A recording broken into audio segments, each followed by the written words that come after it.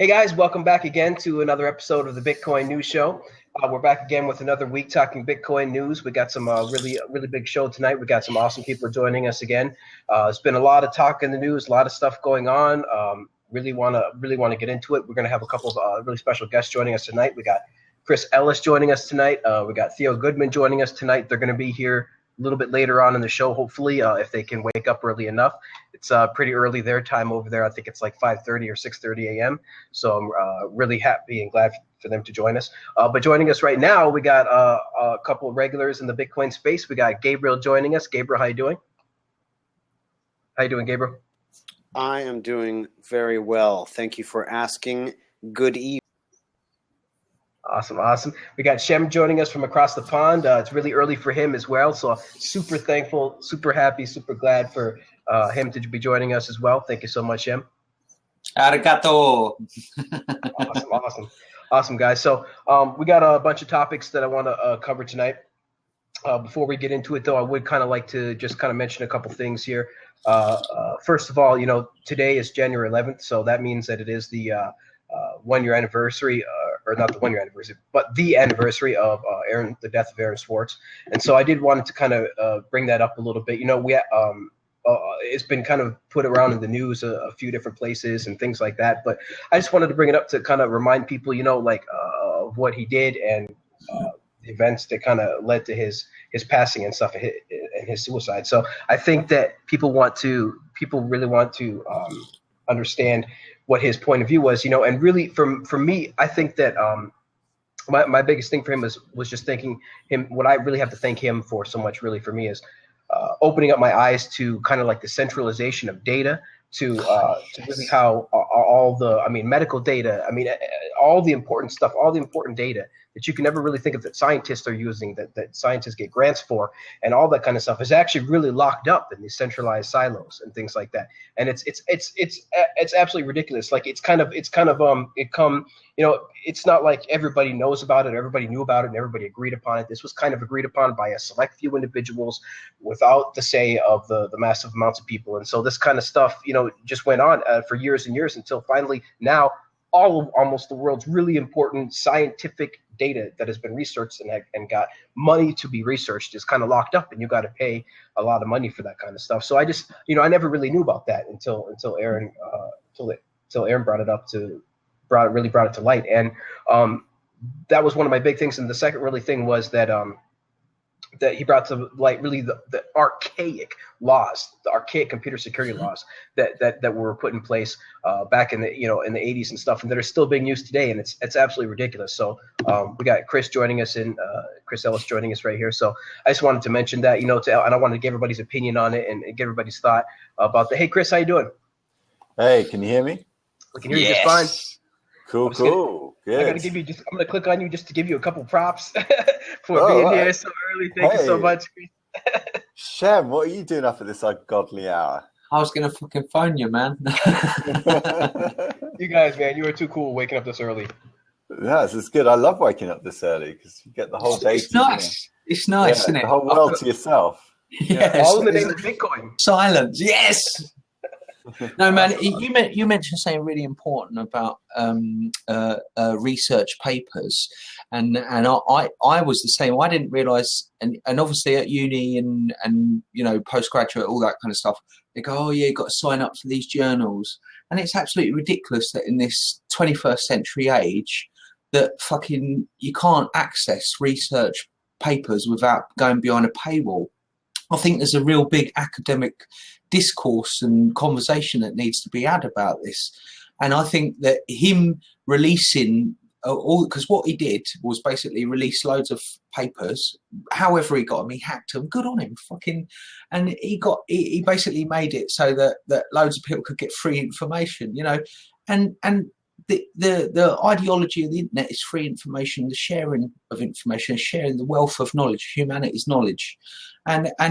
And if you, I don't know if anyone saw, but quite recently there was a lot of news and articles about how researchers, PhD researchers, are having to message each other on Twitter, say, "Oh, can I have a copy?" Slyly say, "Can I have a copy of your paper?" I like your paper, I think the code word was, or something like that, and then they tweet them back the location. So it seems like the researchers are secretly sharing them because they're locked out of the paywalls as well. It's just really ridiculous. And I think that how can we be in this 21st century freedom of information ideology of, it's one of the great facets of modern day life that we can access any information you want, and people can't access that. And researchers, even the common day man, I think it's absolutely bananas, and I think it's wrong. I think it's wrong. What do you guys think? It feels wrong. I wanted to ask, go around everybody and ask and stuff, and so we'll just do Gabriel next, and after we'll do Chris. So Gabriel, do you have some thoughts on this? Yeah, I mean, Swartz is an important figure in the history of intellectual property and cryptography. It's a very sad story about his passing, and also very fishy. But, I'll leave it to the conspiracy theorists to untangle that knot. Swartz brought to our attention, that what Shem was mentioning, which is this restricted attitude. It's kind of a fear-based information paradigm where it's kind of this idea like, if I can keep the information private, then I'll be able to profit off of it. So it's sort of the beginning stages of this breakdown. The early internet. It's a breakdown in the information silo paradigm, in the privacy paradigm, because the power of information is in its ability to spread infinitely. So if you're attempting to curtail that, you're actually channeling that. You're trying to shunt it into your own pocket in some way, and that's really what's behind a lot of these information silo paradigms. Absolutely. Yeah, it's it really got to a ridiculous point, and I think it all happened under everybody's nose.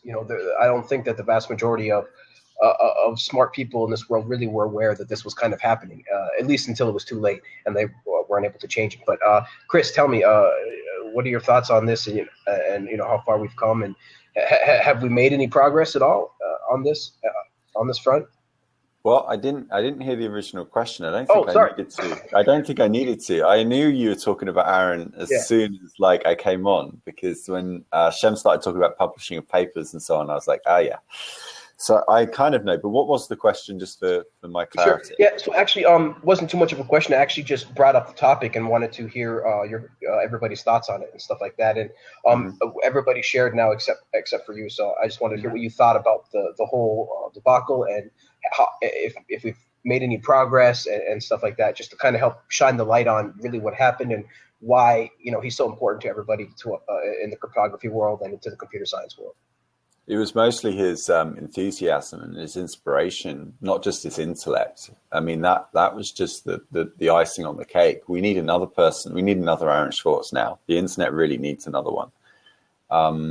And the same with Ilya. I think that's how you pronounce his name. The poor chap who killed himself, who was part of Diaspora, the social network. Again, another very charismatic, inspirational, intelligent young guy. And we need more of these people. Unfortunately, they tend to end, and their lives tend to end in a very sad way, because there's a conflict between idealism and realism. On the one hand, they wanted to be able to set knowledge free, and information apparently wants to be free, and people should not be charging for or charging money for their intelligence, like doctors and researchers, locking their thoughts away inside of these papers and then putting them in these catacombs where we have to pay in order to gain access. It feels unjust.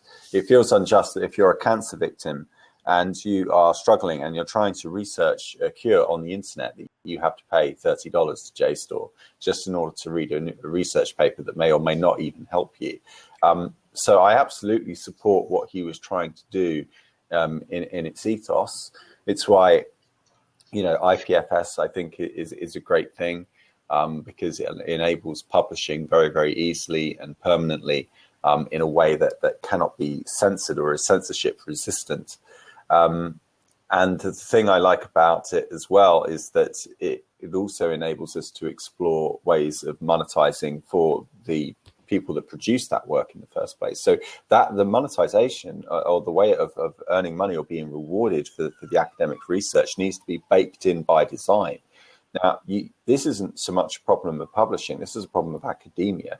Like, the whole of academia is set up completely wrong.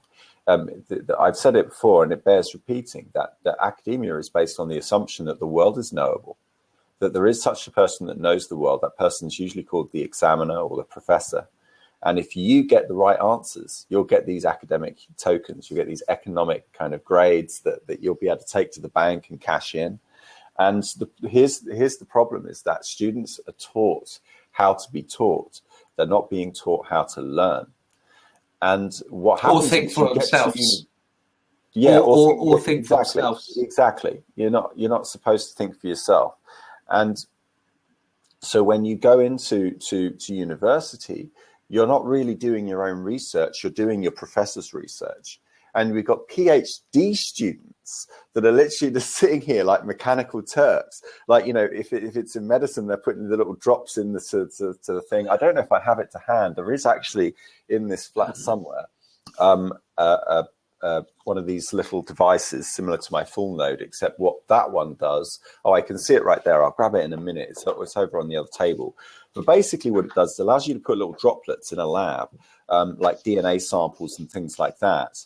And it actually moves the samples using electromagnetism across the board. Do you want me to go grab it quickly? Show you. I got one, Chris, after you. What you got? You got it first? Yeah, man. I got one the other day, and I didn't realize. I didn't realize they could get a touch screen for it. You can get a touch screen. I was like, man. So yeah, it's this thing. It's really, really genius. So you see there, and so this is what can be used in a scientific lab. Instead of paying a PhD to sit there all day, like, putting these little droplets in, which is very laborious. You can use this. It's got little electromagnetic charges that can come up in the gaps between these things, and it can move droplets of water or samples of blood samples or anything across the board, and then mix them up. And so you can get results. And this is just using an Arduino. Awesome. So I think this whole academic model is completely fucked up, and PhD students are basically being forced by their supervisors. In the case of historians, and I happen to know one, they're basically just being told what to write. Like, this is history. This is what you need to write, and then they submit the paper. No, this is wrong. You said this. This is wrong. But I've read the research. I've read the source material. It's not right, and so I think, and also, like, when people write for chemistry papers and things like this, they're told, you've got to find some new groundbreaking discovery. It's got to be all original. You've got to write according to what they want. And of course, what the supervisor and what the professors want is usually what the funders want. It's whoever pays the piper. And so whatever the research institute wants, and you very rarely find free thinking. So what we need to do is distribute the funding, so that the funding can come from a multitude of sources, so that you're not beholden to one big person, one big institute or individual that is funding you. And also you need some degree of anonymity. Like, for example, the reason I'm able to speak so freely on the internet is because half the time I don't know where my money comes from. It comes to me in Bitcoin. It comes to me from a variety of sources. It doesn't come from any one place. And I haven't had a single person yet that has given me money and then emailed me and said, now you must, do this or talk about this product. In fact, I was paid by Eris Industries, and I did criticize them. And guy that ran it was like, hey, that's cool, man. Like, I totally respect you for that. And I didn't just criticize him for the sake of it. I wasn't being, and I was praiseworthy as well. It was just that I didn't allow the money to bias my thinking. And so, yeah, I think that I think Aaron is we owe him a great debt on the internet. And it's one of the inspirations behind ProTip, actually, was this sort of protocol baked in by design for somebody to say, look, this is my intention with this work. When I produced this work, this was my expectation.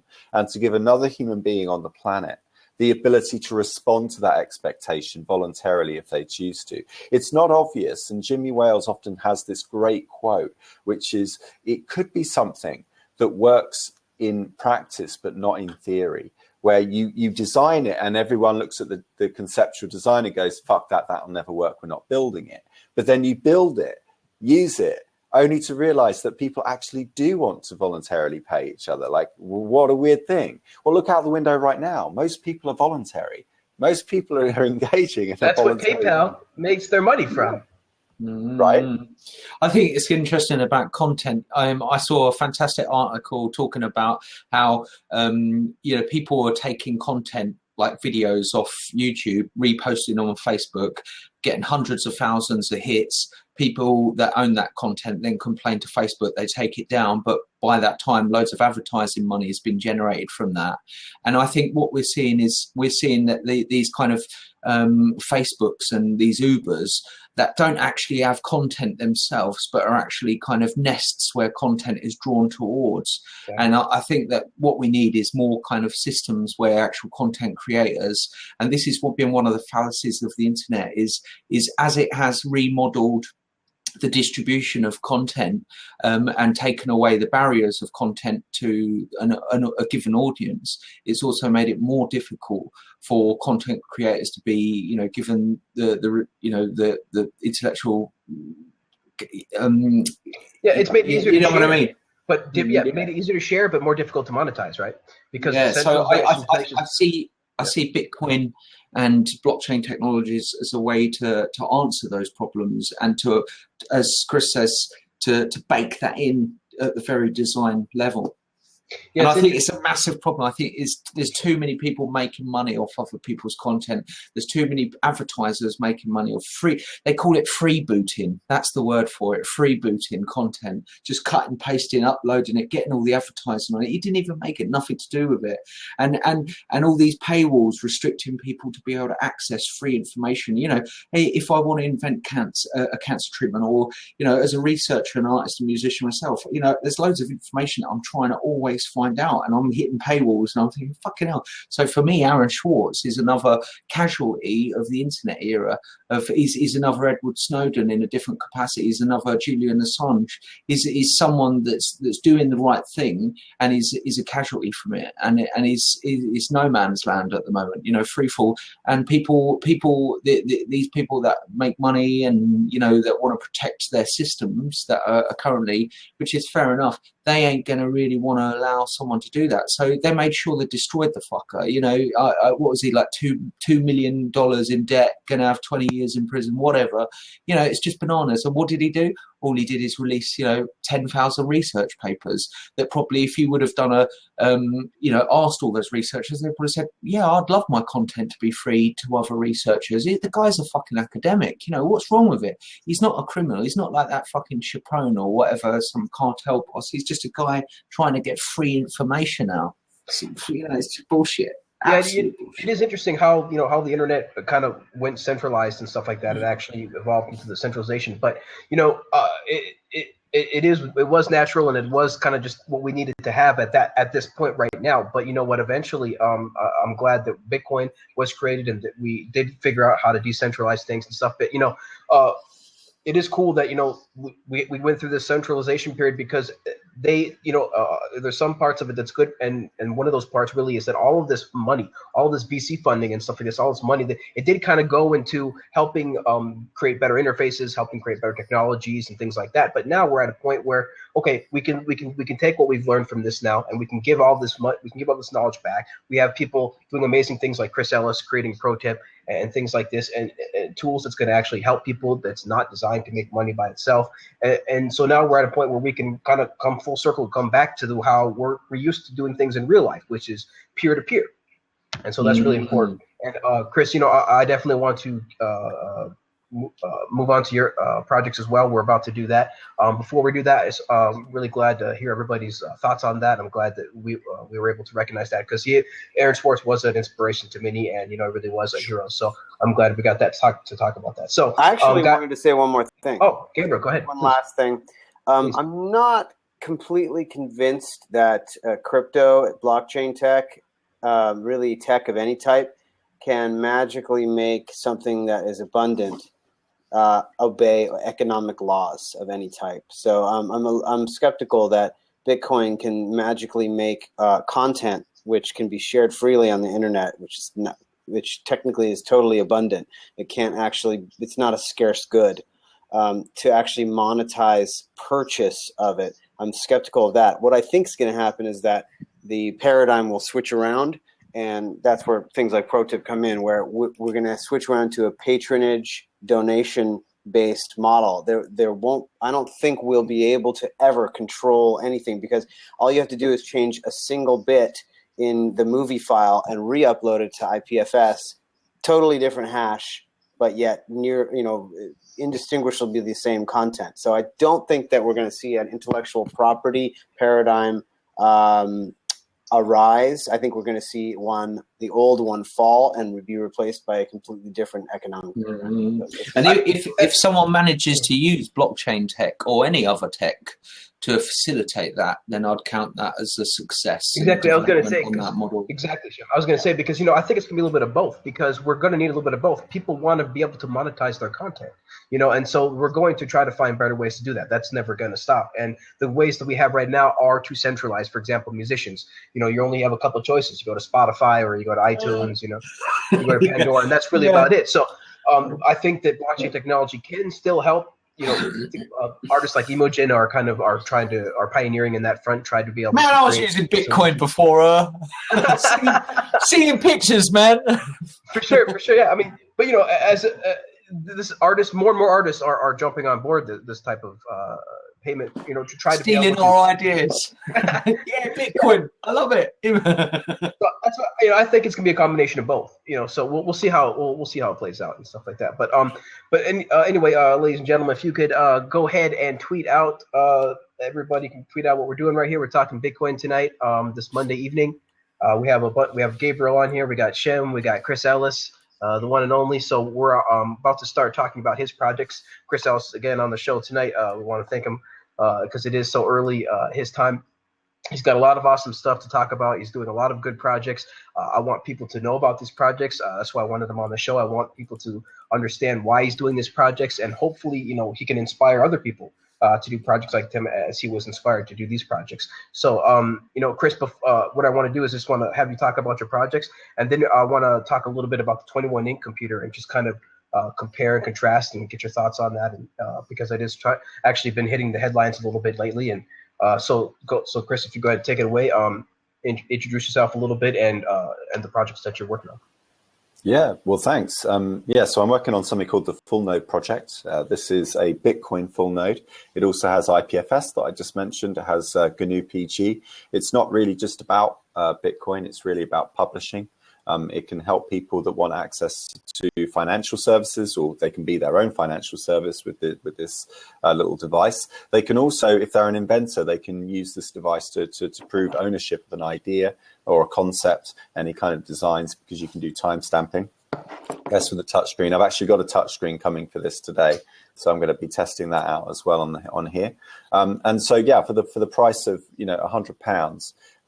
You can either build your own or you can buy one off of me. I don't own this. This is all open source. And the plans, the source code for all of this is up on fullnode.protip.is. It's not all there yet. I haven't finished it, but the crux of it is there. And not to mention all the videos. I actually documented myself working 12 to 17-hour shifts at a time, building these full nodes. I did one yesterday. I did a short shift yesterday of about 4 or 5 hours. You can see me on the NSA cam, as I call it. It's just a fisheye lens that overlooks my bedroom or my living room.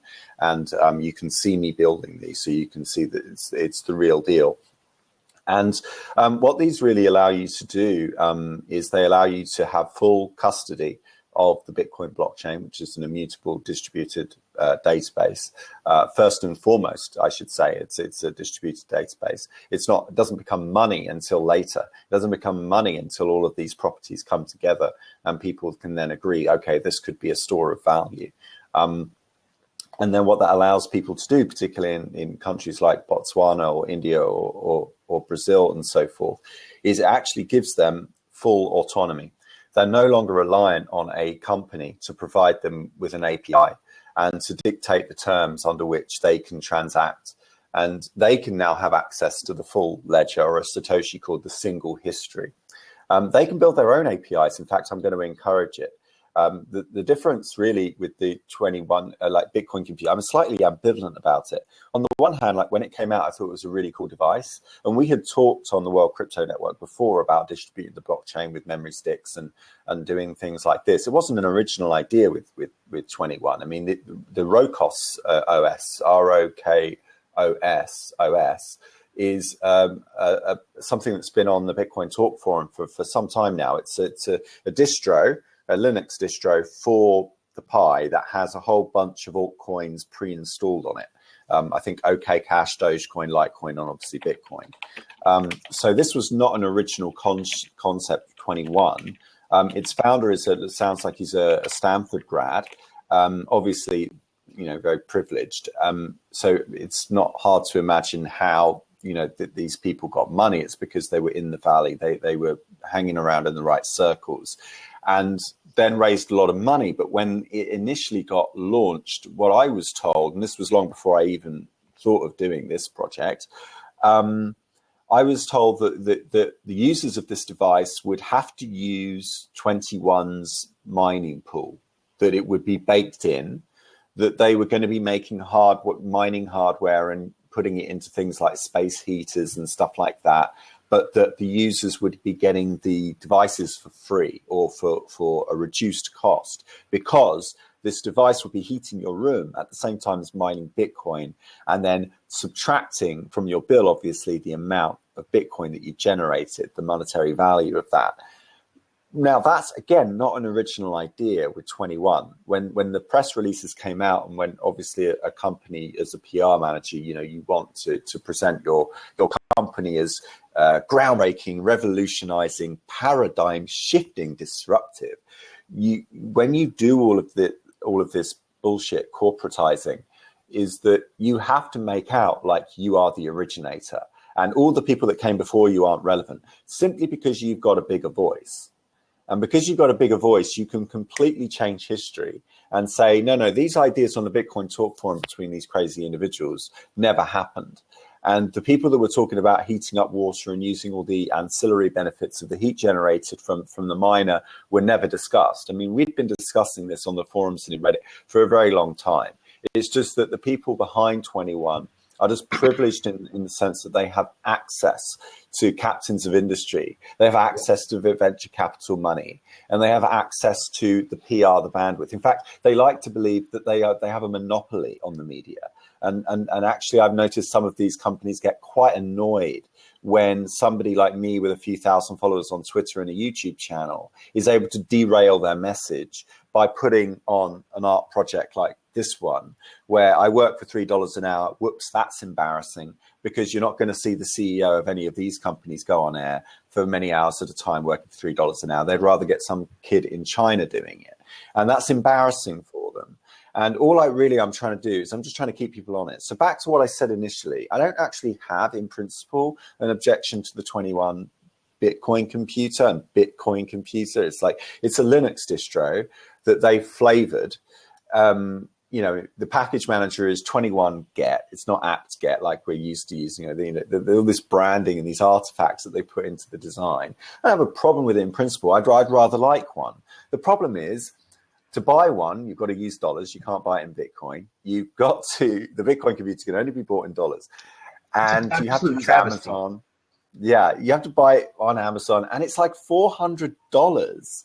And I made one myself for like £100, for about $140. Obviously, this doesn't come with a miner. It doesn't come with a Python library as standard, although you can download Peter Todd's Bitcoin Python library if you want to. I'm not going to stop you from doing that. I might even put it on there as standard.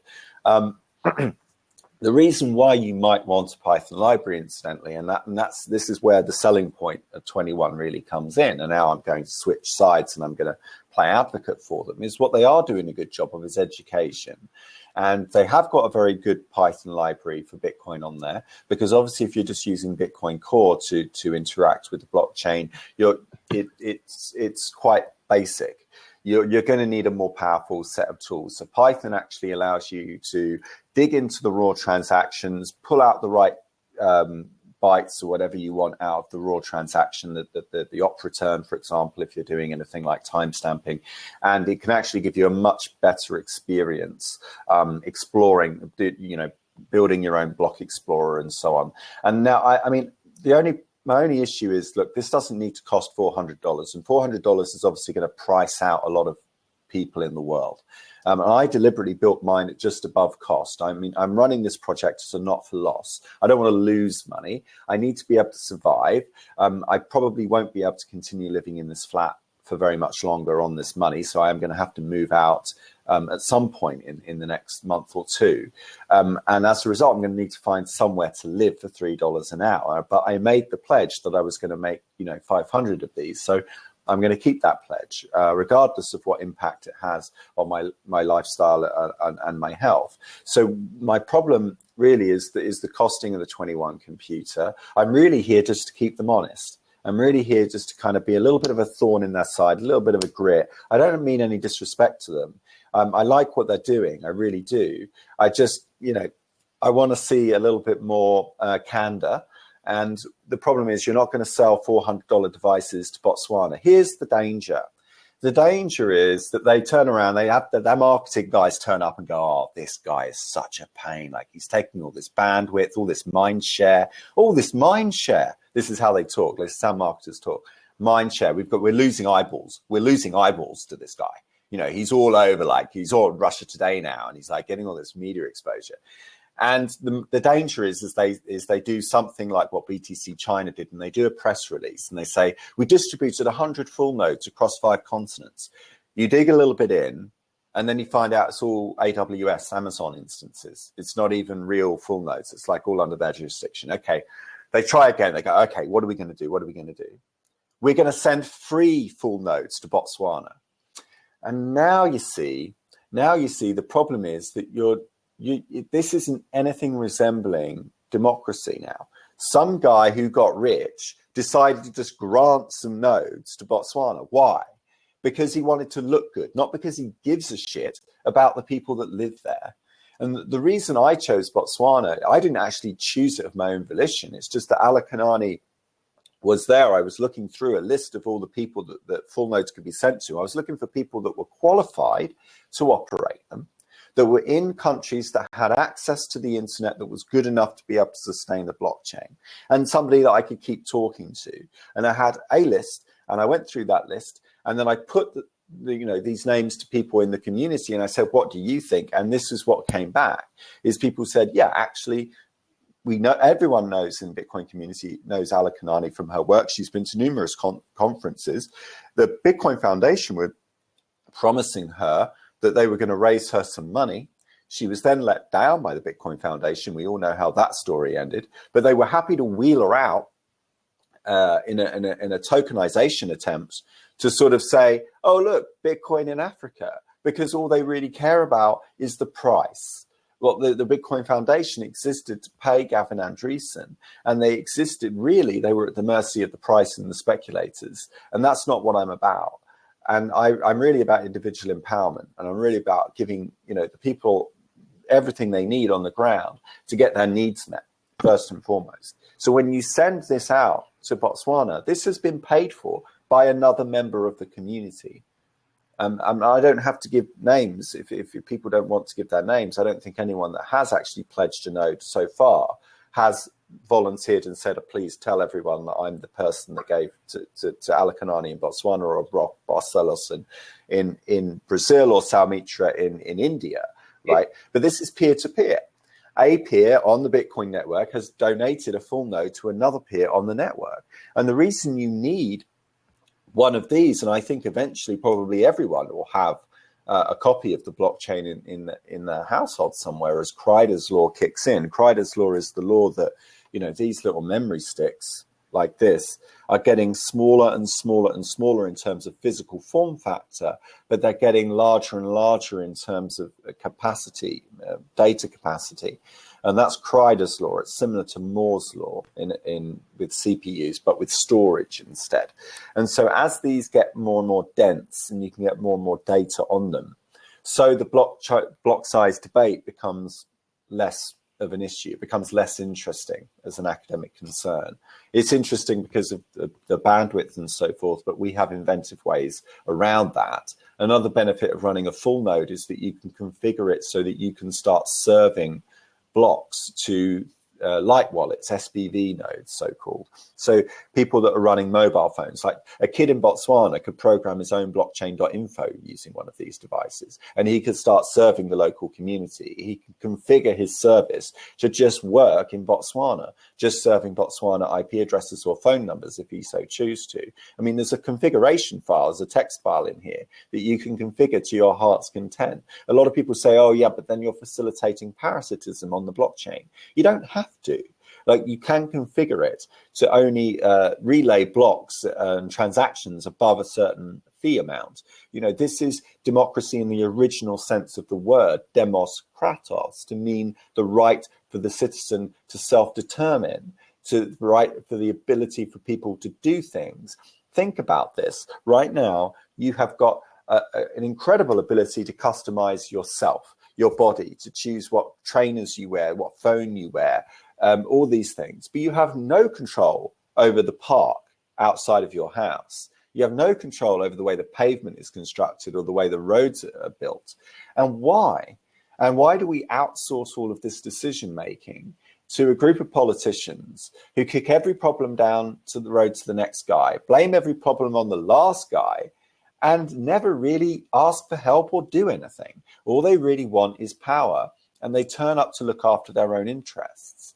And so I built this really for people that were freedom loving, particularly people that have been victims, like inventors that have had their work, you know, taken from them before, that needed a way of proving that they had come up with an idea first. I am working with a guy called Steve Douglas at the moment. He's writing a paper on provenance called Open Provenance, an open source, and very much in a similar vein to my World Citizenship project, where anyone can do this using existing tools, not going off and raising lots of VC money and then on, you know, doing press releases saying, oh, so-and-so has written a Python script so that you can do this, that, and the other on our overpriced device. This is really about an individual communicating to another group of individuals saying, I've just done this using all of the tools you can. Here are my methods. See if you can repeat the same thing. And that's science. Science is distributed storytelling. It's the ability for one person to communicate to another the affordances they found in the world. I saw the world doing this. I saw the universe perform in this way. And can you repeat this experiment or not? And that's really what this allows us to do. Bitcoin allows anybody else to check for themselves the same information from their locality and my locality. It is not money first. First, it is an informational system. It is an advancement of the internet itself. It was necessary because the internet gave rise to an overabundance, a property which does not exist in nature itself. And economics is made necessary by nature because everything has to exist in one location at a time. It can't exist in lots of different locations at a time. So Bitcoin represented digital scarcity, a single history, something that the whole world could agree on. And isn't it ironic that people can't agree on anything in Bitcoin? Isn't it ironic that we obsess over the price of Bitcoin, that it's buy, sell, that it's all the speculation? I mean, the speculation is part of it. If we just ignore it, we're not being honest with ourselves. Speculation is a real thing. To spectate, to be a spectator is a real thing. But as I've said before, speculation is just a very low-grade form of work, in as much as anyone can do it. Anyone can speculate.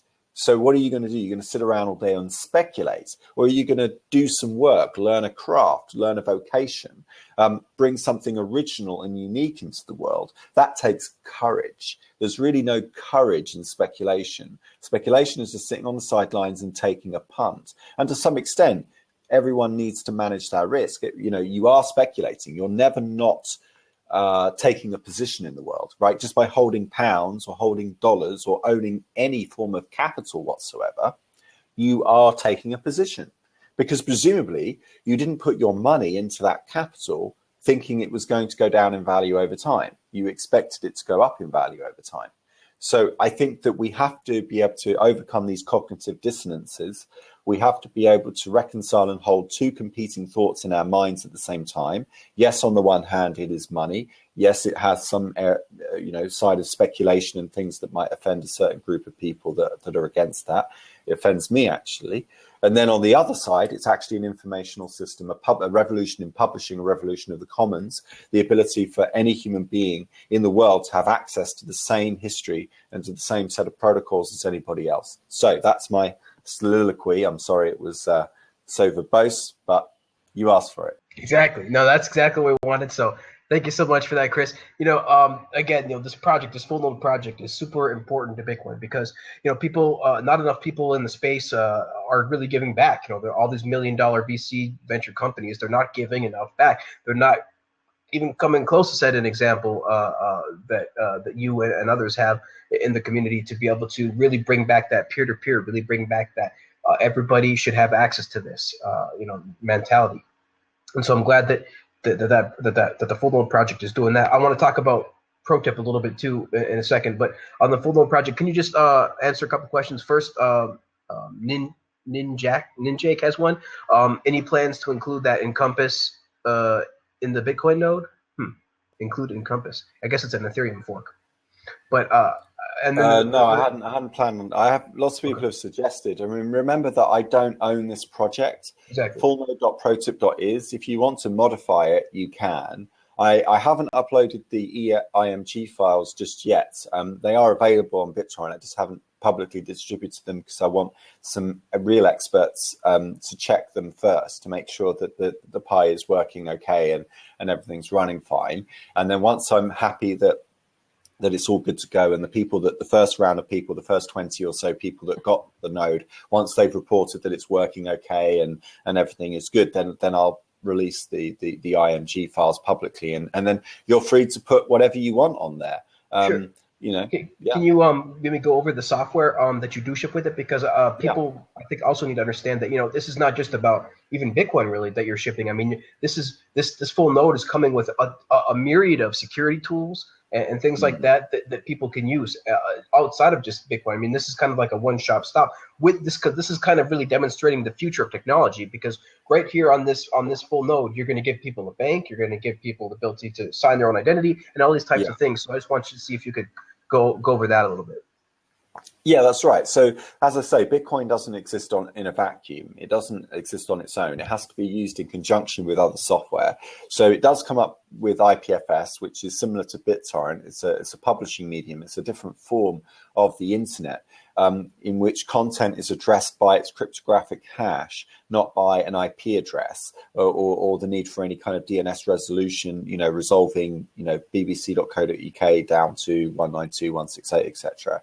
It uses your local host, your own machine, to calculate a cryptographic hash that is unique to a file. Hopefully the people watching the show will know what it is, but if not, you can simply DuckDuckGo that term and find it and understand it. And what that means is that the content is addressable wherever it is in the world, and it also is permanent wherever it is in the world. So when you distribute content over IPFS, it has this stigmagenic quality. Stigma-G was the research that Larry and Sergey at Google were researching in the 90s when they came up with their search engine. And Stigma-G is the phenomena that the more people that view something on the internet, the stronger the link gets. The more you link to it, the stronger it has a reinforcing property, a self-reinforcing property. And so IPFS has this property where when you share something on it, somebody else can receive it, but they're not just passive consumers like they are on the traditional internet today. They actually have the ability to what's called pin.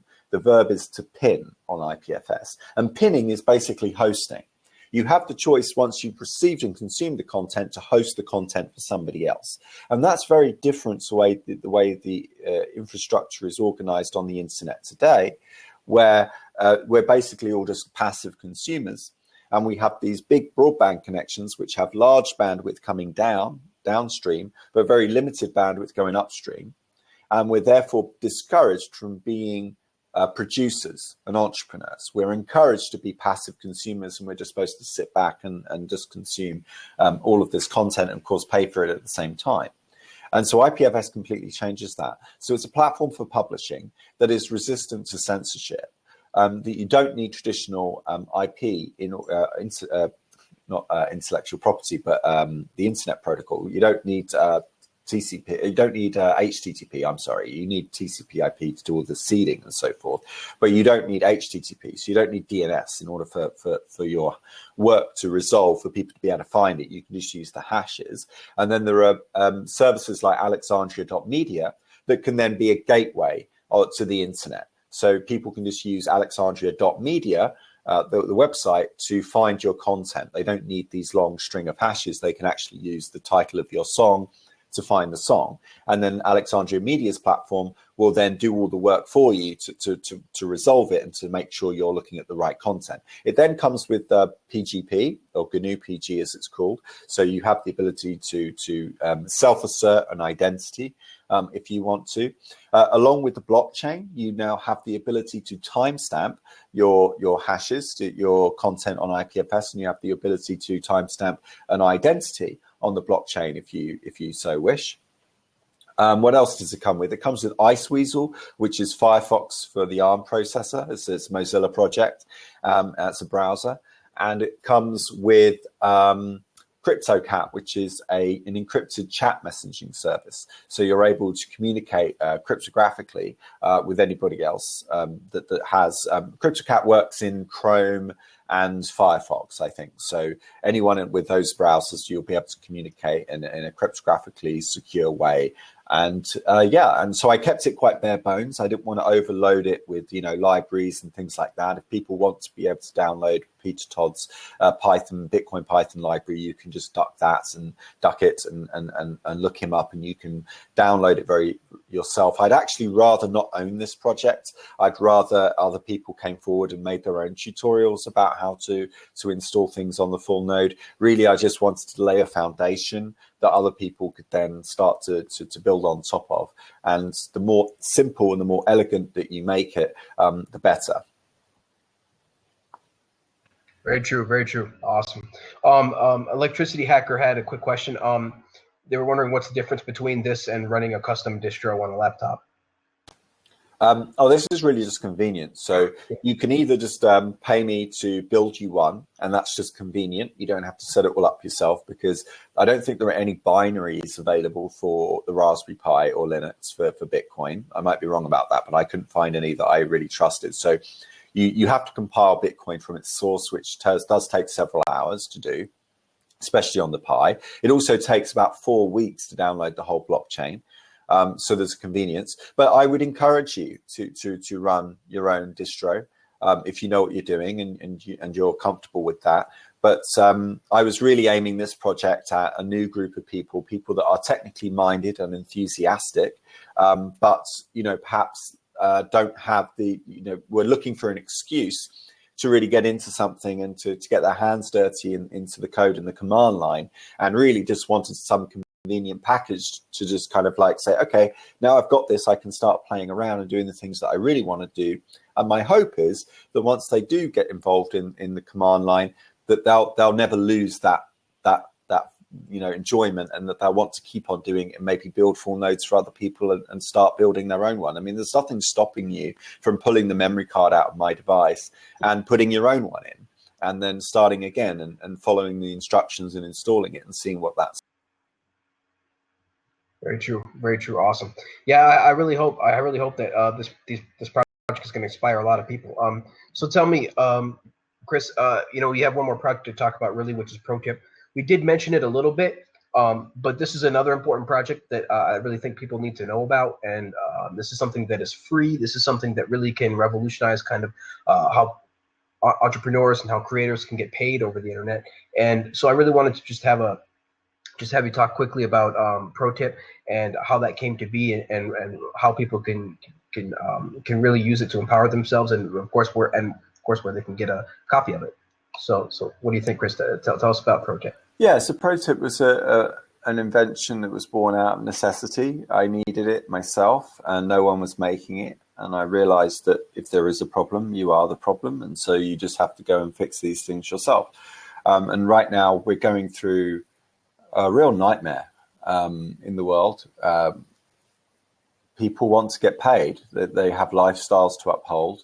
Some people are living in poverty, and they need to be able to pay for the work they do. They need to be discovered. And we wanted to really, Leo and I, the programmer, wanted to be able to write something really as a statement, as a rhetorical statement, to say, here is a tool that you can make that is decentralized, that is a way for one person to reward another anywhere in the world for work that they have done. And so you can find it at protip.is. It's a crowd-funded project. It's a community-funded project. We didn't take any VC money. We're not looking for VC money. This is very much a homegrown product that is for the people. It is basically a Bitcoin wallet that runs in the browser. It automatically detects Bitcoin addresses on web pages, and hopefully eventually inside of the content itself, inside of music files and so on. And then it looks at how much interaction, time and interaction that you get with that website, and tallies that up. And at the end of the week, it automatically makes a payment to that person based on how much you interacted with their work. So it's automatic payment based on the amount of interaction. You can, of course, customize it. You can tell it to block certain websites. You can tell it to favor other websites or other people that you really like. You can subscribe to people, for example. And at no point do you need us as developers to host a server to do this. It's all locally hosted. The only dependency it has at the moment is an API. It does call up the BlockCypher API. BlockCypher are a company, a very good company. They write a very good API. And that is a dependency that it has. But other than that, it's fully free, open source. It's locally hosted. There's no intervention. There's no phone home features. It's just there for people to enjoy, and that's it. Very, very cool. Very, very cool. So yeah, I think that everybody should go ahead and take a look at this link. If you want to type in the link, Chris, just pro tip that is, I think it is, right? So you can type that in, and so everybody can click on that link and go to it and really start checking it out. It's a very important project, and like you said, it's open source. So hey, if you think you can do something better, fork it and make something better. You know, this is what Chris and what the community really is all about, and is trying to get across, is that Bitcoin is for everybody. You know, don't just let Coinbase or don't just let Circle, make billions of dollars off of fees. They provide great services, and we're not knocking them, of course. But at the end of the day, the internet is meant for peer-to-peer. The internet is meant for everybody. So. Well, the corollary of their business model is they want to take over, yep. Right? They want to hold your keys. Yeah. If you follow their business plan all the way through to its natural end, they end up having full control. They want to get between people. They're there to get between people. They've understood something about the world, that people want to connect with other people. And they've said, how can we exploit this? Maybe if we separate people, put ourselves between them and extract a fee in between, maybe we can have more money than them. And maybe we can live on the beach and have these lifestyles. And I'm afraid that it's just not going to work, because people are going to see through that. And the internet is really good at holding people accountable. And so when they hire their community managers to run the social media and they do their marketing, all they find is hate after hate after hate. And like Peter Todd, who demonstrated the double spend, he's now apparently been banned from Reddit, but he bought some Reddit gold using Coinbase and did a double spend so that he ended up getting it for free. He sent the Bitcoins to another address at the same time. And that's because Coinbase don't wait for one confirmation payment, because apparently that's bad user experience and no one can wait for that. So instead, what they do is they run a similar system to the way the credit cards do. They run an insurance system so that they figure, well, maybe 10% or less than that, maybe 2% of transactions will be fraudulent this way. So we'll just cover the cost. We'll just pay the merchant.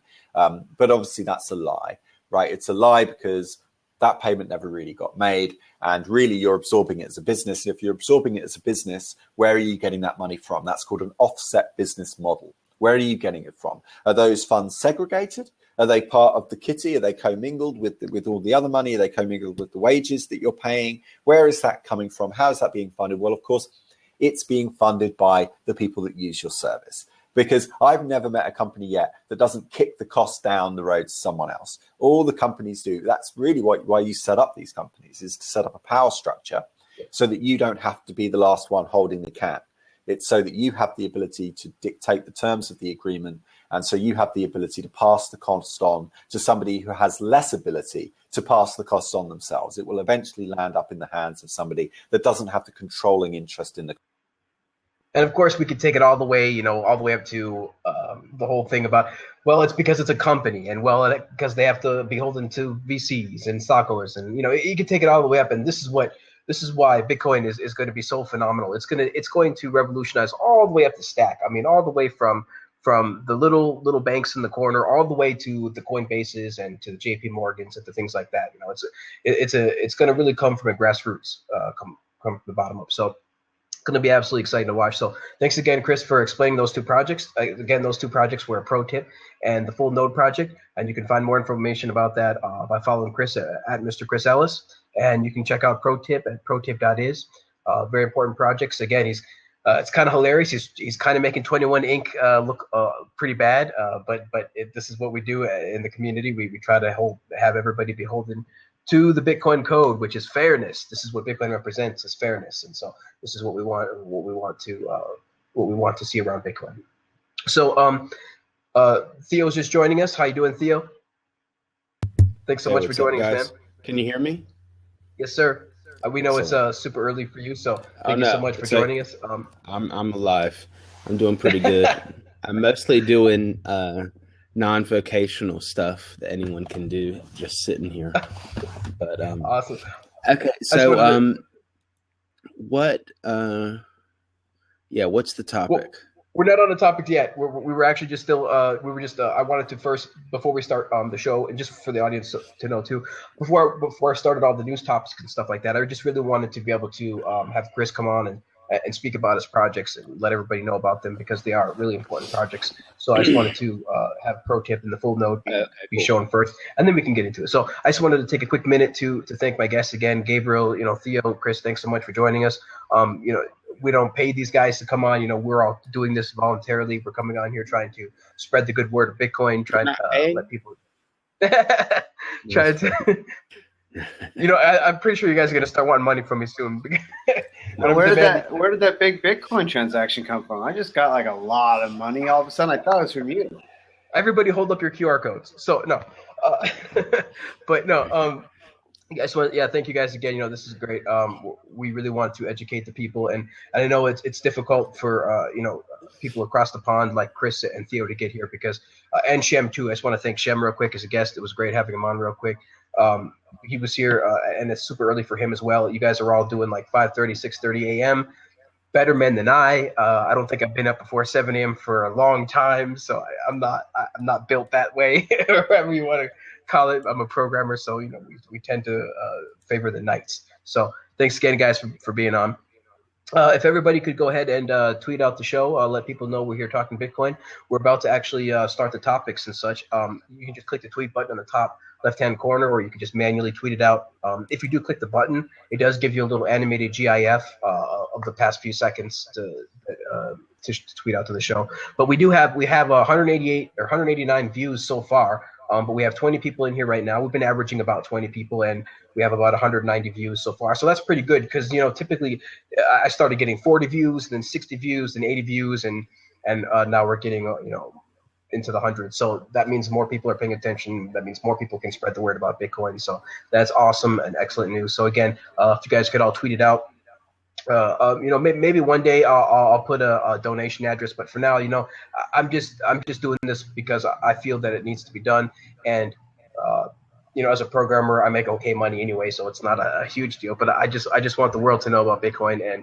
And so I'm really glad that I've had this opportunity to talk about this with you guys. So let's see if we can start the first topic here. I brought Theo in because I really wanted to have the first topic be about markets and stuff like that, because it's kind of been a crazy week.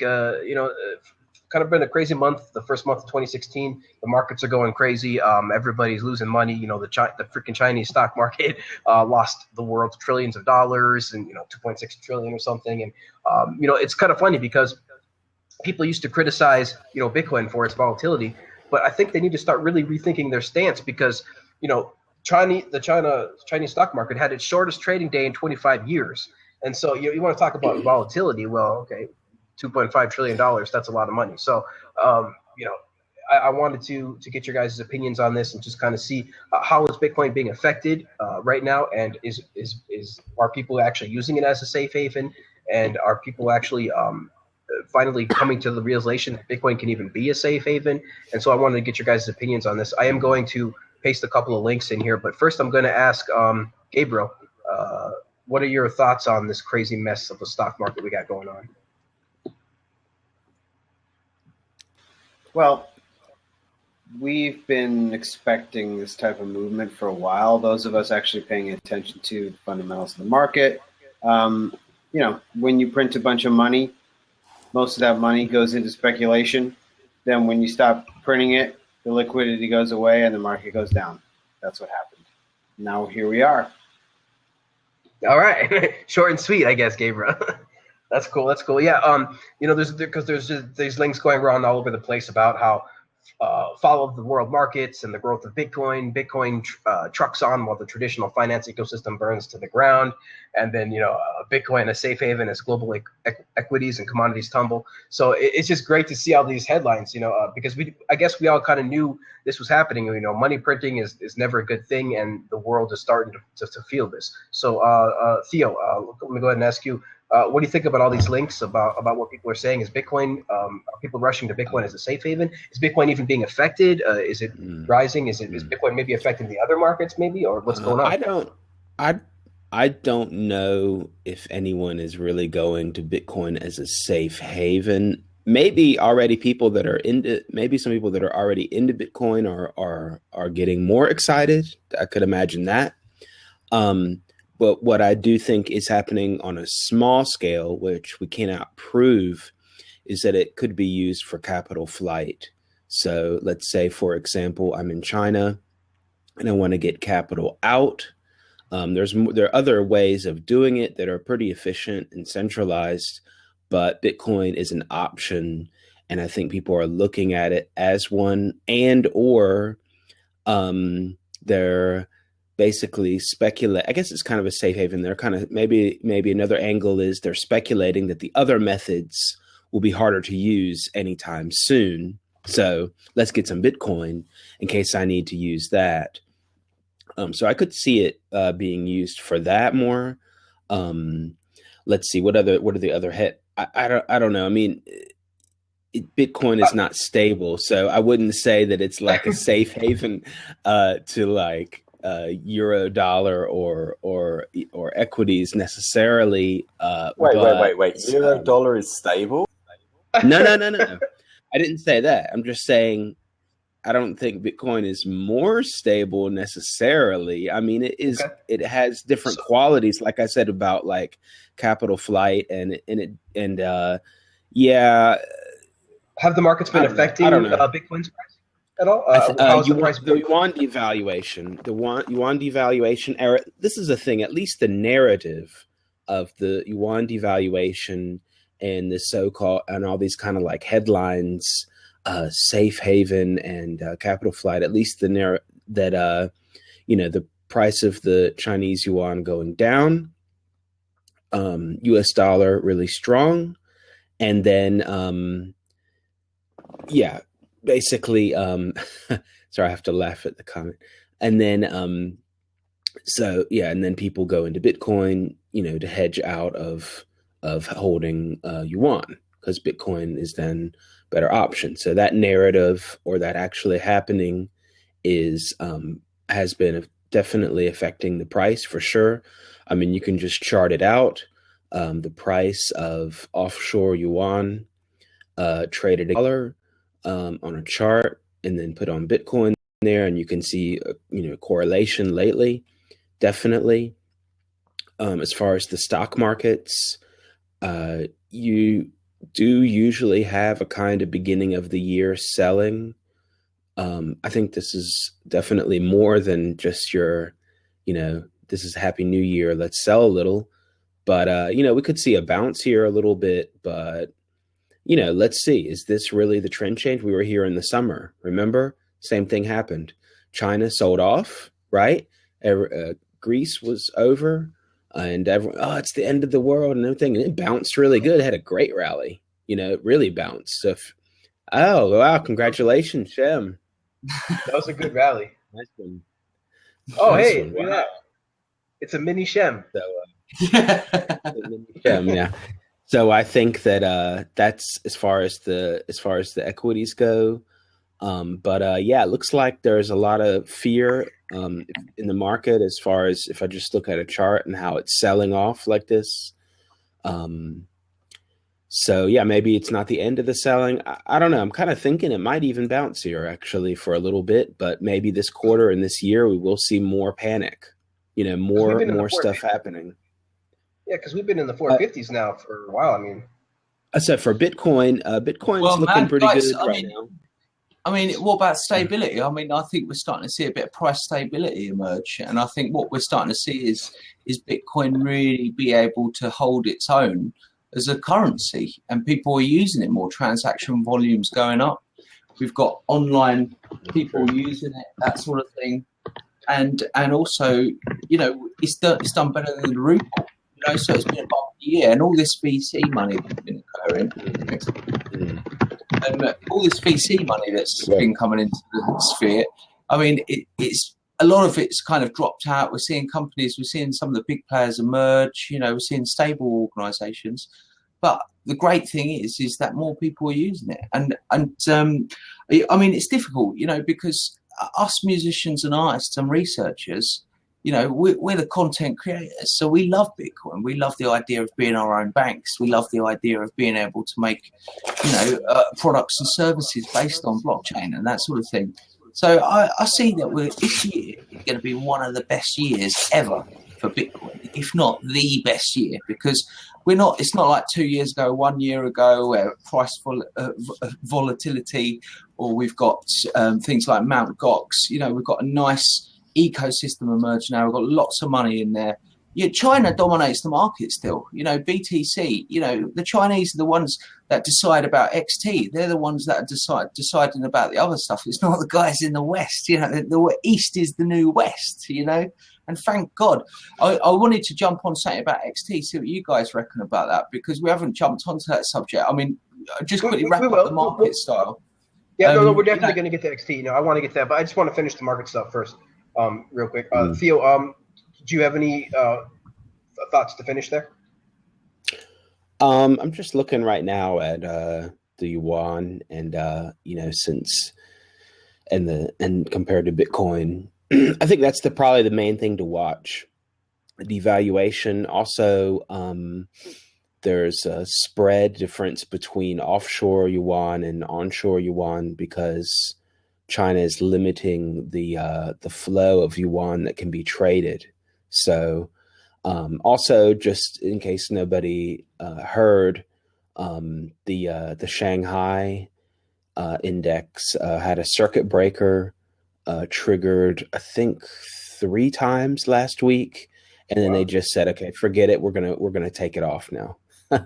So I don't know if that was a psychological thing, like, oh, there's a circuit breaker, so now we're going to hit it, or I think there really was a lot of panic there, and they decided it was no use. So let's see what happens. But I guess that's we can also see that some other, besides oil, other commodities also are bouncing a little bit, like gold and silver.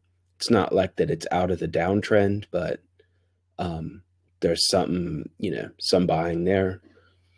Let's see. I think that, but this could be it. And all the media I don't know if all the media is saying really good stuff about Bitcoin. It kind of worries me too. I don't like that, like over exuberance in the media either, because that's usually that's usually too late. And that's what makes me more, think better of gold and commodities, because a lot of people are like saying all this doom and gloom stuff about commodities, and if you hear that repeated enough, then maybe that's the bottom. It could be. Well, I reckon this year we're going to see a really turbulent time for the oil markets. I can see oil going down to $20 a barrel. I can see, you know, a lot of the Western financial system, you know, a lot of debt is going to come back and bite people's ass.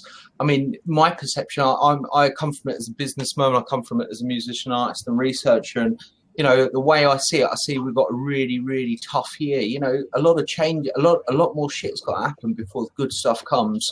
And this ain't Kansas no more, guys. You know what I mean? This is Bitcoin is on the like cusp that. of the wave. You know, we are basically the best time ever for Bitcoin. We're doing better than the Rupee. Ain't going to be long before we'll be challenging the dollar in a couple of years. All the positive media spin is companies trying to push their own bankers blockchain. Let's not beat around the bush. All the R3. Anyone know who R3 is? The woman that, she's the woman that made the consortium. And she's the woman that made the rivets. She's probably the woman that basically caused the financial crash because of derivatives, you know what I mean? Yeah. And she's the woman heading up R3. So they're building the bankers blockchain. They're trying to make their own coin. They're trying to make a traceable, trackable. It is the sign of the beast, man. You know what I mean? And if they have it their way, it will be a blockchain on your fucking arm. You know what I mean? That's why we need Bitcoin. And we don't, and guys, you know, this dovetails into the whole XT thing, because I had a hacker talking to me the other day telling me about backdoors that, you know, it's trackable, you know. So they've tried to fork it. They're giving it constant media bashing. They're bigging up the blockchain while putting down the Bitcoin. You know, they're trying to replace their own stuff, man. And it ain't going to wash, because us techie guys, we know what the fucking score is. They're just pushing it to all the consumers. You know what I mean? It's just my opinion, though. That seems to be, you know, the truth, consensus. man. I work in advertising and marketing, and I understand media, and they do that. They paint pictures. They paint pictures of popularism. They paint the idea that everyone's on it. You know, all the VC guys go, oh yeah, blockchain. Wow. It's the new. Forget Bitcoin. It's blockchain. No. They're pushing their own agenda because they want their electronic money. Well, what you need is it's important that you have a Medium article in order to make it legit. Then it's legit. Exactly. Yeah. You know, unless you have a Medium article backing up your thoughts, there's no point. Nobody's gonna believe you. A lot of people here. That's right. Medium is like. Someone else said this, but I can't give them credit because I don't remember who, but it's really good. Medium is like Tumblr for people that think they're at TEDx. There you go. Well, now Twitter's going to be the new Medium. Now Twitter's going to be Medium with 10,000 characters. Twitter's going to be the new Medium probably. So we'll see how that goes. I really want that to remain 140 characters. But so Chris, tell me, what do you we haven't got to you yet. What do you think about Bitcoin affecting the markets? Are these markets doomed to fail in the future? What's going on here, and how is Bitcoin being affected so far? Well, I'm not. You know, markets aren't my favorite topic. I do, sure. You know, hang out in some of the forums and talking about them. That's because you can't really avoid them. The thing is that the way we manage our risk is all a part of this picture. And as I said earlier, there is a lot of cognitive dissonance. And as I was speaking, there's a guy called Ruben Wolfric on Twitter who was sort of sending out some quite unhappy messages at Mad Bitcoins and I. It sounds like he had followed us because of the Full Node project and was quite inspired by it as an inventor. And it looks like in the last few hours, he's discovered that there's a lot of speculation in Bitcoin, and he's tried to buy some and obviously had a very bad experience. And now he's blocked me and said, oh, look, I believed in you and I believed in this Bitcoin thing. And now I've just found out it's a bunch of speculators buying and selling and all this kind of thing. And that's a real shame. And that makes me quite sad. And obviously I can't tell him that because he's blocked me now. And I don't know why. I mean, I've literally, it's 5 o'clock in the morning. I got up and I've seen this thing. It's not much I could have done, but that's not the first time that's happened. And the problem is that people get put off by what they see as just people trying to get rich quick. in a market. But the reason why I used to hang out in Whale Club TeamSpeak, and it's now moved over, they've had a regime change, but it's now moved over onto a different TeamSpeak channel called Stake Pool. And the reason I like hanging out there is because how many intelligent people are there, that even though they're speculators, and they're not just speculating, it's all the conversations that come up in between the price action that's really interesting, because it's not so much the speculation I'm interested in, it's the reason why they're speculating that I'm interested in. And the thing about markets is, and this is not a quote that's original with me, is that markets are a very good way of distributing wealth from impatient people to patient people, the weighing machine. And I think that the problem is that when people like Ruben, who's upset at the moment, what he was expecting was a price fix. He was expecting a market where the price of a Bitcoin was fixed. And what he found was more like a distributed market where anyone could set the price, and it was anarchy, or it was something, out of the control. And if you come in with this mindset, like, you've been brought up, maybe you were brought up in a family, your politics was given to you by your parents, and maybe you didn't question it or something like this, and you decide that actually a monetary system needs to be governed by a top-down authority. So as soon as you see Bitcoin, you're running a mile, because it's completely the opposite. And where I had to come to when I was reading through it, that this part of it was actually the hardest part for me to get my head around, was the deflationary aspect of it. I wasn't too keen on that initially, because I wasn't quite sure how on earth you were going to have enough control as a developer in order to if there were externalities in the environment that required an increase in monetary supply to represent new value that had been added to the economy, how were you going to do that? And I was eventually persuaded, although I'm still always skeptical, I'm never fully persuaded, this you can't have a centrally governed monetary supply, because really all the central bank has is one lever. They can print money, they can destroy money, and that's just not going to be enough. You have to let the actions emerge naturally in the environment.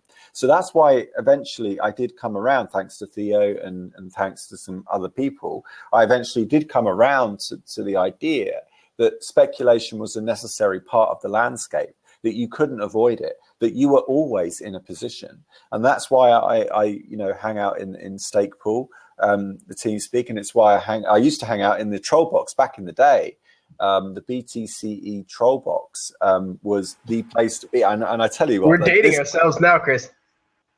It's like, yeah, I mean, this was full of trolls. It was full of, shills and people like trying to push an agenda and trying to control the market. It had Fontas, who was like a famous pumper dumper and all this kind of shit. But in amongst that detritus, there was also a few gems. There was some real geniuses, and that's what I'm there for. If there are speculators and if there are parasites, not that speculators are parasites and parasites, if there are speculators and parasites, it's usually a sign that there is something valuable on the other side of this speculation and parasitism, right? Because that's why they're there. Parasites turn up to value, and they're very good at finding it. In fact, they're evolved to find it.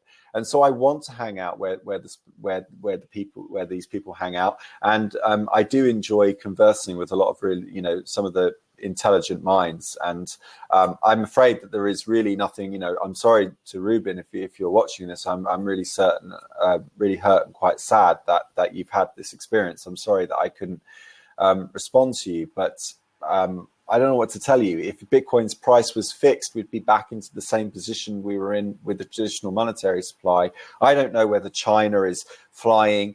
Bitcoin's price is very susceptible to narratives. So we can tell ourselves stories about how it's Greece that's pushing the price up because of some referendum. We can tell ourselves a story that it's Cyprus and it's the Russian mafia that's driving the price up because they're trying to get their money out of Cyprus during the crack. We can tell ourselves a story about how it's really the Chinese that are buying up the Bitcoin, and we can picture some Chinese person. But these narratives are in our heads, and that it's a shared delusion.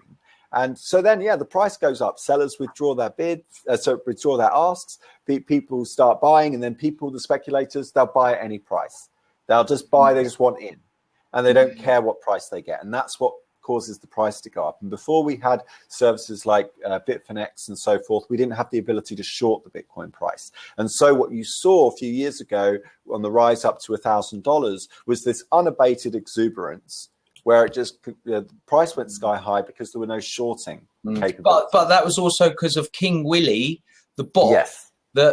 That Mark made, and the small ecosystem of Bitcoin back then allowed those bigger whales to do it. The more money that comes into the markets, the harder it is for people to be able to manipulate the price, because we're changing into and this is the thing, we are in days of currency war at the moment. Make no mistake, Third World War isn't going to be about weapons and guns. It's about cyber warfare, information warfare, narratives, the and Third World War. Currency warfare. Third World And War. that's the First what World War never ended, mate. Yeah. We've been at war. They just rebranded. Century. We need a new war. War against the aliens, anyone. But no, that's seriously, because we are in days of currency war. And make no mistake, people, China's dropping its knickers so that it can keep its knickers on its legs. You know what I mean? And the petrodollar, well, the petrodollar's been dropping its knickers for years. You know what I mean? And printing more money. And this is what we're after. We're just after a glow. Right, as a musician and artist and researcher, right, ladies and gentlemen, I stand for a couple of things. I stand for globally unified, technologically advanced cybernetic culture. Humanity needs to grow beyond nation state. If we want to get into the stars, we need to use the technology for the benefit of mankind. We need to become sustainable. We need to become, globalized and accept the technological evolution that we're in as a race. And this is what Bitcoin represents. It's a technology of decentralization. It takes away the old powers. It's the crumbling empires of the previous. Emerging from the ashes is this new tomorrow.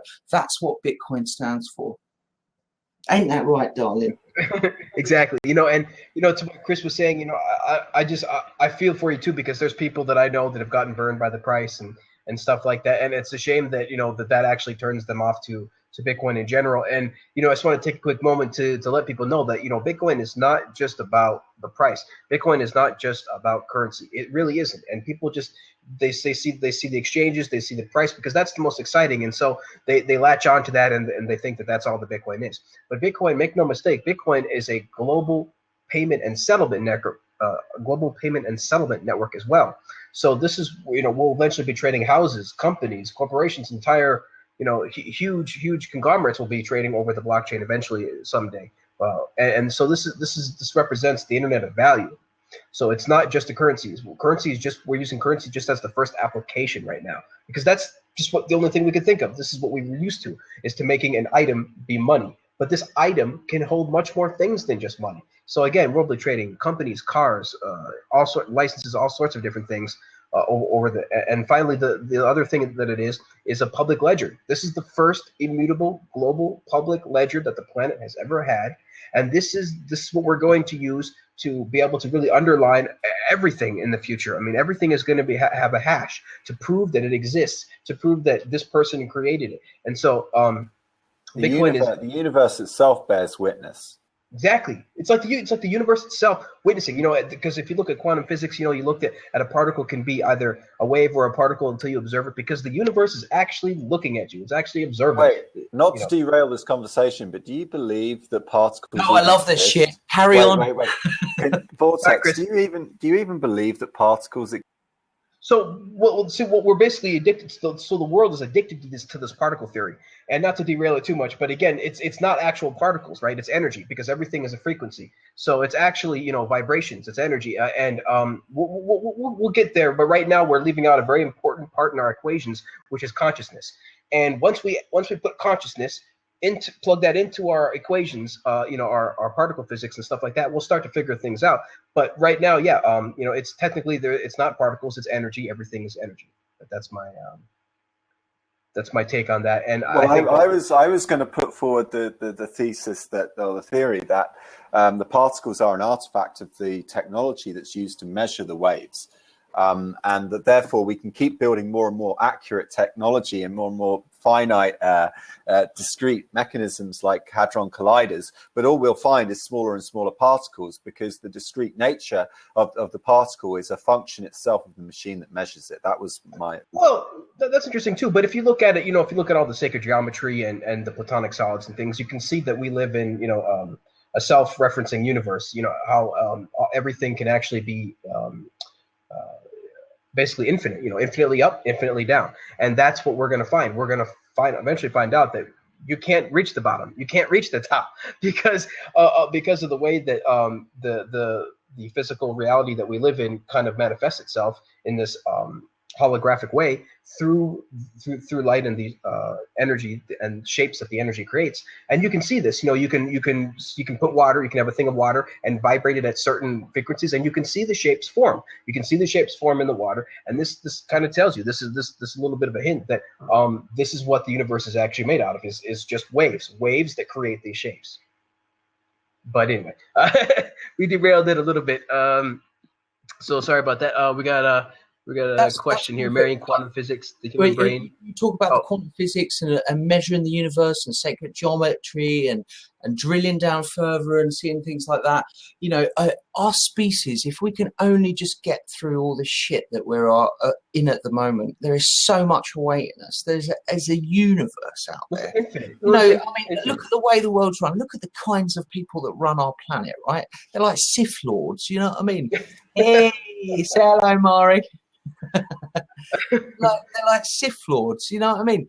And this is the problem. We need more Jedi. We need more people standing up to the plate. That's what Bitcoin is. Yeah, totally. Yeah, but this is the thing. People say, but is technology's bad and stuff? It's the application of technology that makes it, whether it's good or bad. Nuclear power could be a breeder reactor that's clean, and fusion reactors, or it could be a bomb. This is what really gets me excited, guys, is the application and potential of Bitcoin. And I really hope that people don't fall for the bankers blockchain, because that's the Sith doing their magic. They're like, we can't have something taking away our money. We won't be able to fund all our wars. It's going to be like that. We can't print no more money. What are we going to do?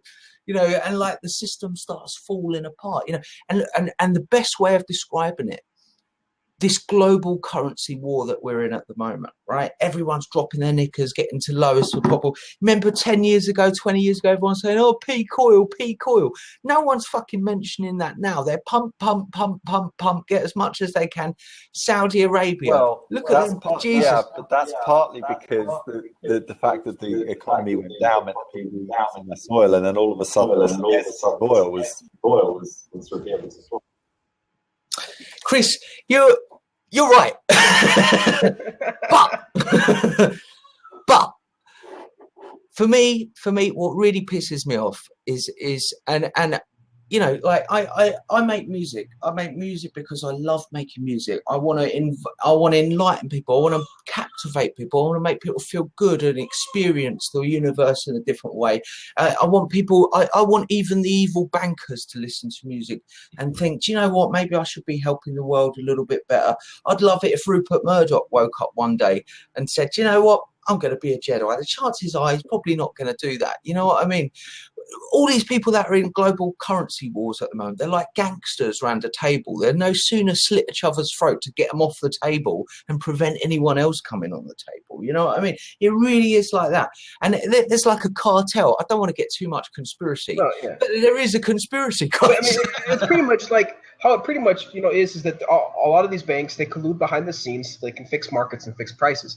They try to appear that as actual competition and stuff like that. They put out commercials saying we're better than this bank, but of course, at the end of the day, they all collude behind the scenes to fix these markets. And this is something that is just kind of bound to happen with these systems, because there's so much slack and there's so little accountability, that this is kind of what's going on. And this is the hope for Bitcoin. But to bring it back around, to what Chris is saying, I hope that people can really take a look at Bitcoin and see that it's much more than just a price. And I hope that whoever the name of that person was, Chris, that sent you that, I hope that we'll see this and we'll find out in the future. Because really, at the end of the day, Chris, I think everybody in time will figure it out. will find out about Bitcoin or blockchain somehow. Even if they don't even use it, even if Bitcoin evolves so awesome that like you don't even know you're using it, you're going to know you're using it somehow at some point. Like a PayPal, you're going to know that you're sending it, and so people are going to eventually figure this stuff out. And we're just here now to try to speed that process up. And, well, I see two ways it's going. I mean, just the get danger people away from the central banks. The danger we are facing at the moment in the Bitcoin sphere is that the bankers' blockchain is going to emerge, and we're going to end up with white coins, dark coins. If they can't fork it, they try to destroy Bitcoin. They're already trying that through a mass media campaign. We've got people like the lady that's in R3, that was the inventor of derivatives. She's pushing the bankers' blockchain, right? If she comes out with some incredible invention that's innovative, I will eat my gold pen. She ain't. All right. Okay. Let's just get that down as a T, right? She's there to make the bankers blockchain. She's already said she's doing that, right? She's one of the women that was involved in probably why we've got a financial crash in 2008, derivatives. We've got debt that's never, ever going to be paid off. That debt is never going to be paid off. If America crashed China, China crashes America, but there's too much real estate to be a hot war. No one wants to lose buildings. No one wants to lose all their lovely palaces they've created. And everyone's kind of schmoozing. It's like everyone's frenemies, these nation states. That's why if we, and you're right, Vortex, you're absolutely right. We've got the ability to have programmable money, programmable assets for the first time. As Chris mentioned, cryptographically sealed so they can't be double spent. Truth. We love truth. We haven't had truth. Truth is a commodity, is an intrinsic value within itself. Throughout humanity, truth has been the ultimate commodity. People have, what is the truth? We've searched for truth. This is the thing. With programmable money, you're right. It can be contracts, it can be stocks, it can be bonds, it can be anything imaginable. As a musician and artist, I'm throwing this out into the community. I say this as a round table to you guys. The project that I'm really trying to work on at the moment is to create a global rights database using the Bitcoin. I invite anyone to get in contact to help me do this. I invite anyone to get on the bandwagon, because if we can get a global rights intellectual database, we can then get rid of the organizations that control intellectual property and free intellectual property. As a musician, when I make a song, I register it with PRS, PPL, MRCPS, or whatever the fuck they're called, right? I get 10p of every download. I want a global right. If I write a song, I've written an amazing song called Libya. Go and check it out, people. Libya, Singing Pictures, Libya.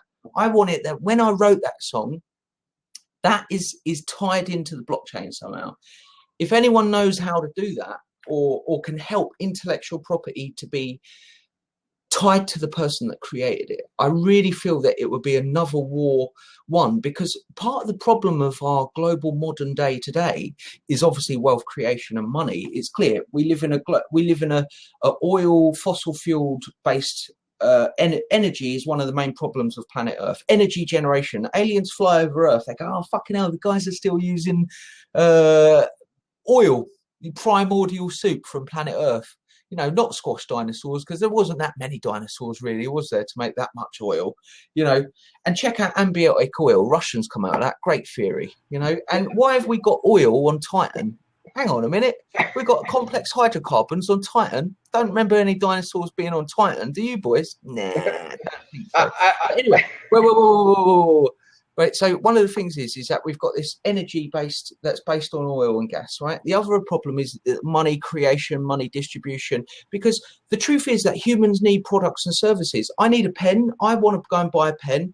The problem is I buy this pen and it's planned obsolescence. Anyone seen the Venus Project? Jack Sure, those kind of ideas that are the future system of products and services.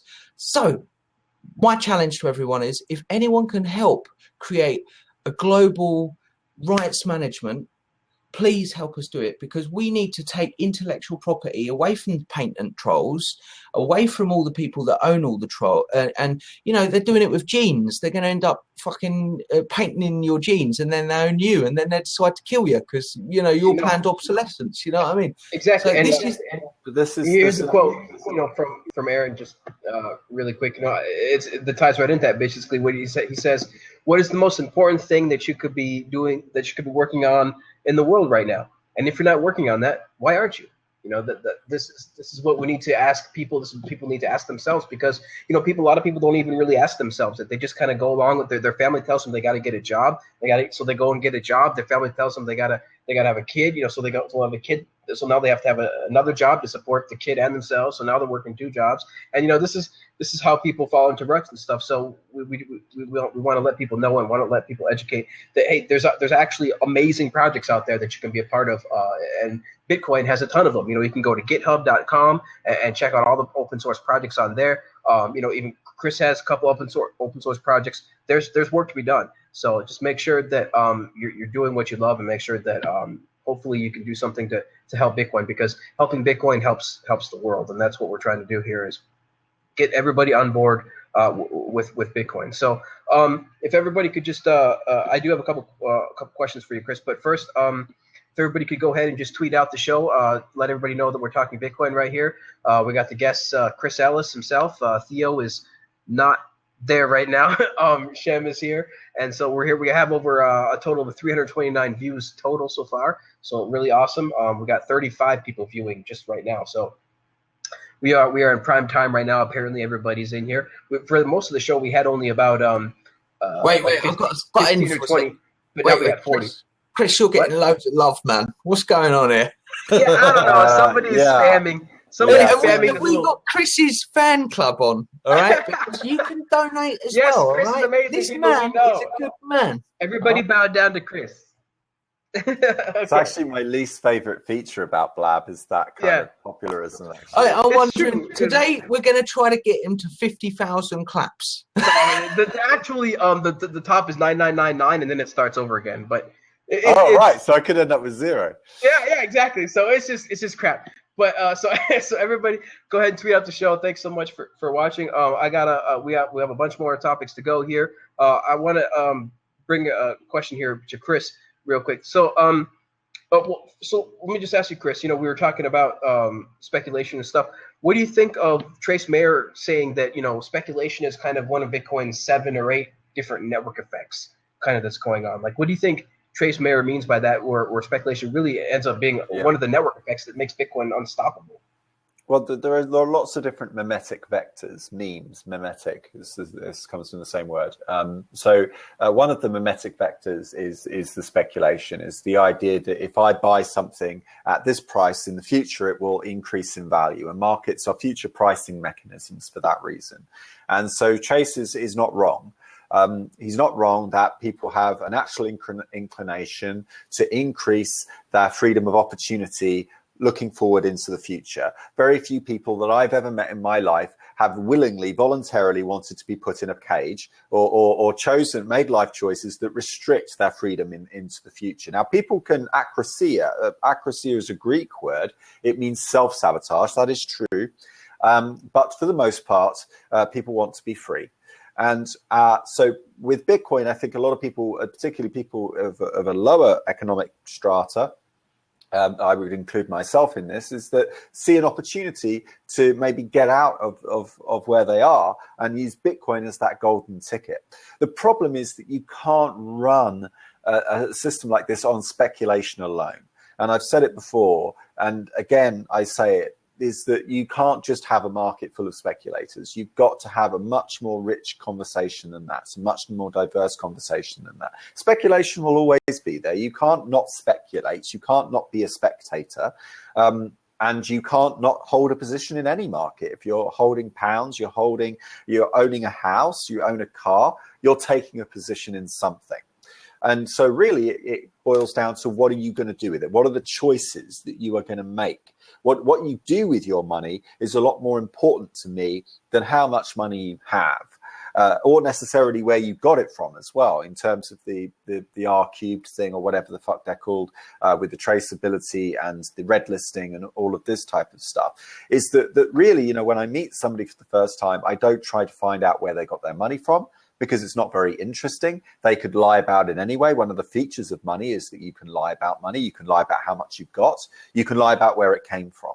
And so I don't see much point in having the conversation. I certainly don't see much point in building a monetary system that has traceability baked in by design, so that then we end up obsessing over where all the money's come from and we don't go forward anymore. Forgiveness is an important part of human nature. In order for us to be able to thrive, we have to be able to forgive.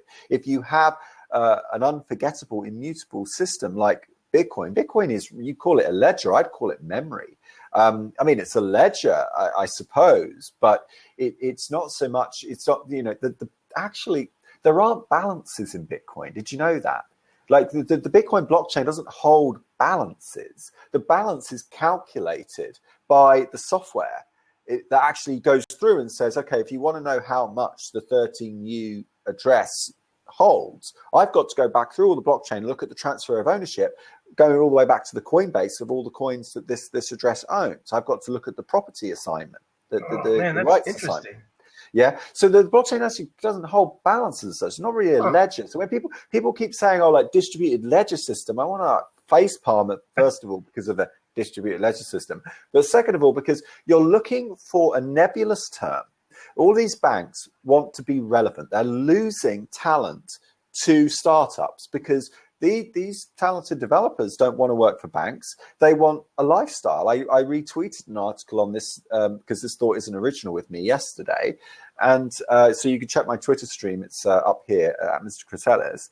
And I retweeted this article because it was absolutely bang on.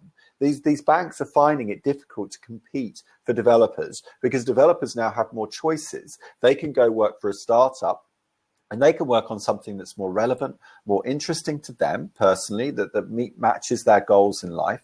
And they can build these tools on top. And so when these marketers come up with these terms, what they're competing for, as we mentioned earlier, is mind share. And they want to be the ones that own the rails. They want to own the pipes. They want to determine the contracts. So when Shem says that he wants, you know, a really good tool for managing property rights and things for musicians, look, there are people out there that really would like to own that, and you're seeing all of this kind of media around it. And the reason I'm supporting Steve Douglas is, you know, he's not paying me to do this. He came to me voluntarily. He showed me a white paper. He trusted me, and I looked at it and I said, this is a really good idea. You should publish this, because this allows anybody to do it. So sit down over a weekend to read through the paper. You can replicate the same results that Steve has produced using existing open source tools. None of this like complexity and obscurity and,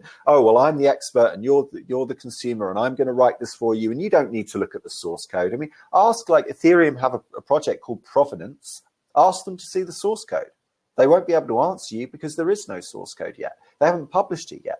But this is supposed to be open source. This is supposed to be in the spirit of collaboration. This is supposed to be the idea, the ethos behind Bitcoin. The most important feature of Bitcoin was that it was open source, right? Satoshi could have made that shit proprietary. He could have locked that down. He could have sold it to the highest bidder. He didn't. He made it open source. And open source is about giving up the need for control. It's about saying that we're not in control, and I'm giving up that need for control. And I want other people to contribute too, even after I'm dead, even so this project can survive without my presence at all. And that's not what the banks want. What the banks want is to be needed. They need to be needed. They need to be made necessary. And they are under existential threat right now as a result. Yeah, it seems that, you know, we really are kind of in the fighting stage right now. I mean, 2015 most of it wasn't really too much of a fight other than just renaming the Bitcoin to blockchain. But it seems that they're really now really fighting with all of this, with these articles about Switzerland opening up their banking, you know, transparency and things like that, and all of this R3 blockchain consortium, and it just seems like they're really now hitting hard, because I don't think the R3 was really announced until like the summer or something like that around there. Maybe it was out. So I could really kick up some shit here, right? Because what pisses me off about this whole R3 thing is I was with Ian Grigg in a private meeting at Proof of Work in London. And he was sort of joking because we were talking about people that sellouts. And I'm one of these people. I'm often described as various things. Like people describe me as a warrior monk. Some people say I'm incorruptible. I want to make sure I'm using the scare quotes because these aren't my words, right? I'm incorruptible. And we were having this debate amongst a group of good friends of mine in London about whether it's, you know, where's the line? When do you say no to a job? So if you know, Proof of Work is a really good advertising agency or marketing agency for Bitcoin related enterprises or blockchain related enterprises. And Louis Chang and Tom are really, really talented people, good friends of mine. And they were saying, well, look, when should you do work for people? You know, when is it okay? Or if somebody comes to you. And Ian was there, and Ian works for R3. And I didn't know that at the time. He didn't say. It was all under wraps.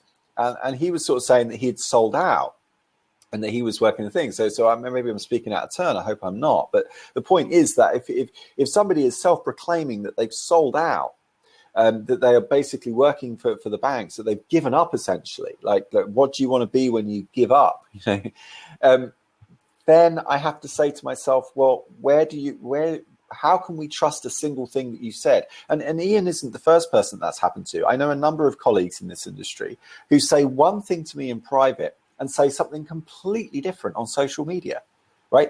They tell me in private that they hate their bosses, that they work for X corporation, that they're a bunch of wankers and all of this kind of thing. And then on social media, they're tweeting out promotional material. And I'm like, why are you doing that? Why can't you just be yourself? Why can't you be honest? How is anyone supposed to ever trust you again with anything you ever say if you're going to say one thing in private and another thing in public? I don't know who to trust. Well, there are a few people that stand out, and you're one of them. Very few people. Oh, yeah, okay. You're one of them, and Gabriel's another actually. And I have this sort of intuition when I meet people. And Shem, obviously, and Theo, but I have this intuition when I meet people. It's like, are you somebody that I can trust? Could I go to war with you? And would I trust you to put your life on the line for me? Like, would I trust you? I don't want to go to war with mercenaries, right? I want to go to war with people because we are at war, right? Stallman has said this. We are at war. We are. This is about control. And it may not be a physical war. It may not have the grisly iconography and imagery that we had at the 20th century. Well, it is a war for the mind. Sinister. Yeah, this is the war of the mind. And this is about control. And it's about control of information, because if you control information, you control beliefs, and you control beliefs, you control actions, people's actions in the world. This is actually way more efficacious than anything Mussolini or Hitler could have come up with. Hitler would have loved Facebook. He would have loved blockchain tech. Right? They would have loved Visa and MasterCard. You bet they would have loved Visa and MasterCard, so they could just, oh, wait, I don't like what you're doing over there. I need to cut your funding real quick. Imagine the power that the people that these companies have now that was only dreamt of, right? Like only 50 to 100 years ago. Yeah. You could literally what we're lacking right now is authenticity, creativity, and courage. Right? People need to have courage, and you're not having courage if you're just 100% true. So, 100% agree, and I think that everybody in Bitcoin kind of feels this way, and I really hope that more people in Bitcoin can be more honest about what they feel about these big blockchains, because there's going to be a time that's going to come, and you're going to have to make a choice, and just like we did with AOL and the other prodigies and the other walled gardens that happened in the internet, we had to make a choice. Do we want to keep paying AOL this money for this watered down content, or do we want to take control and finally take control of ourselves? And this is what we're going to have to ask again when Bitcoin really starts hitting mainstream.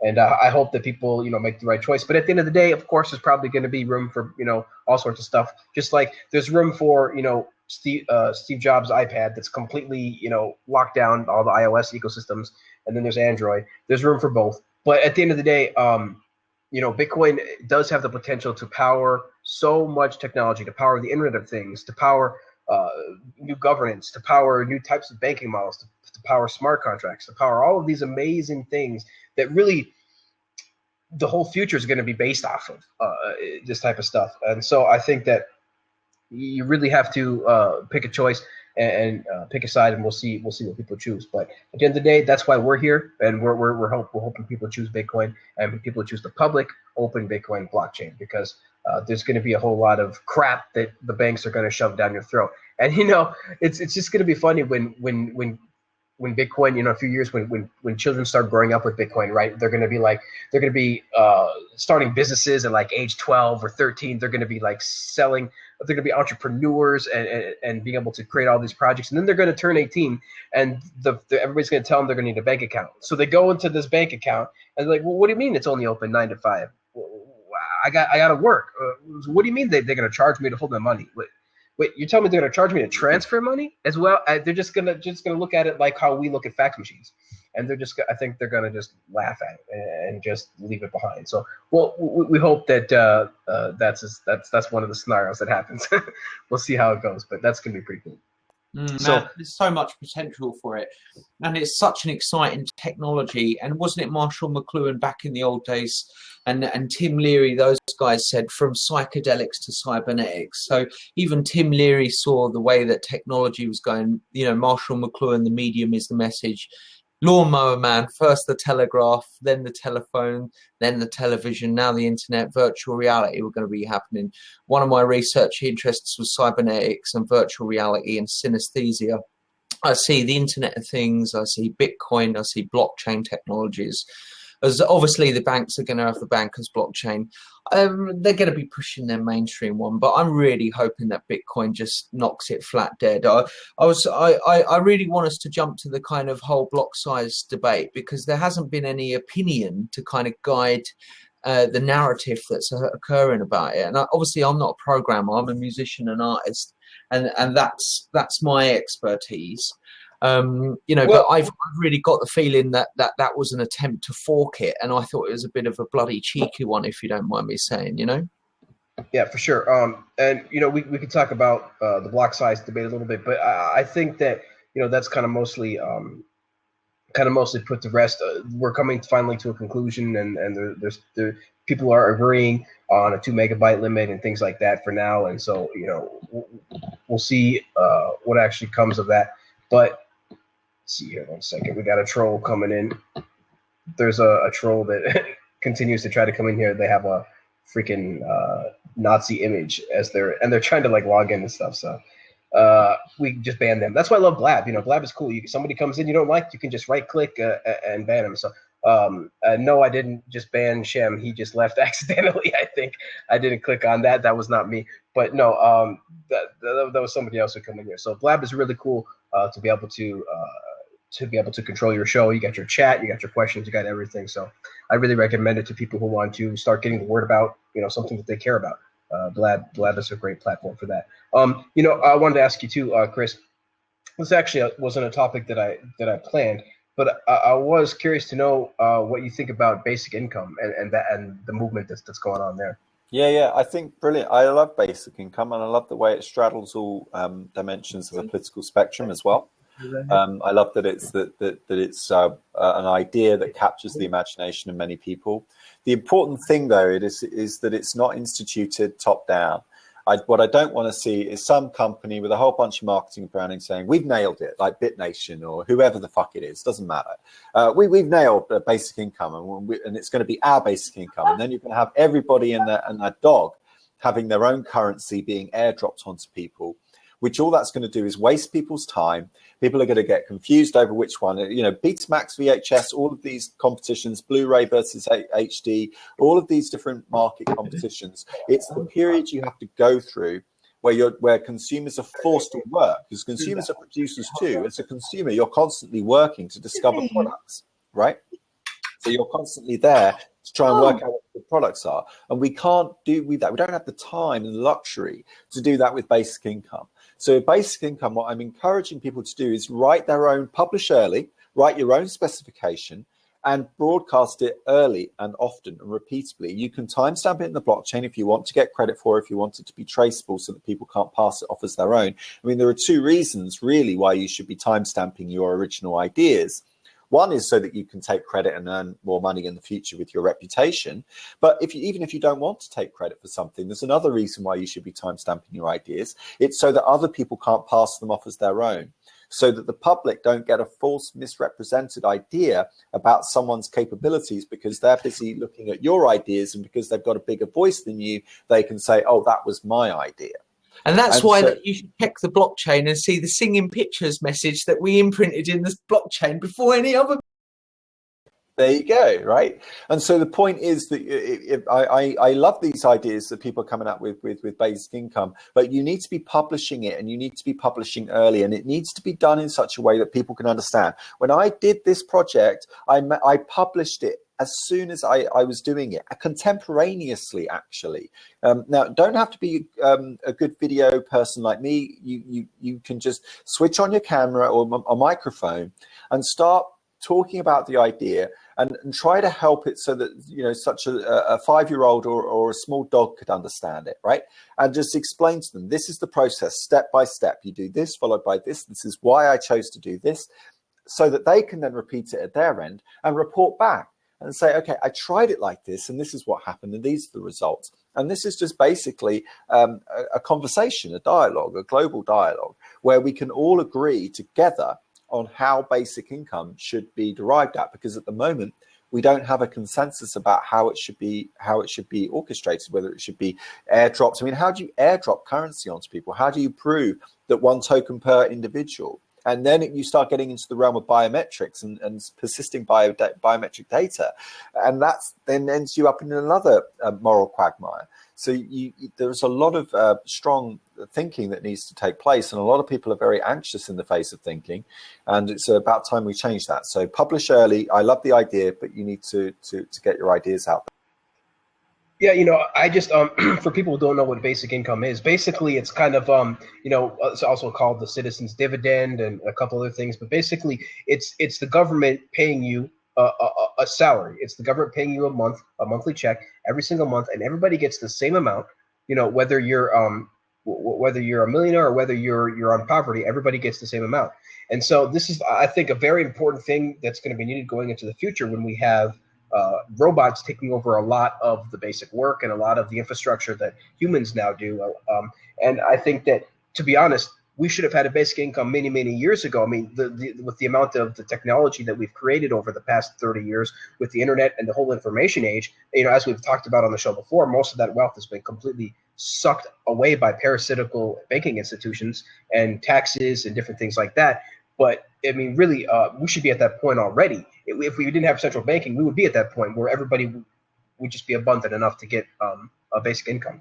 But so let me just ask you, Chris, have you heard of any reports of it being used anywhere? Is it has there been any successful use cases that people have found?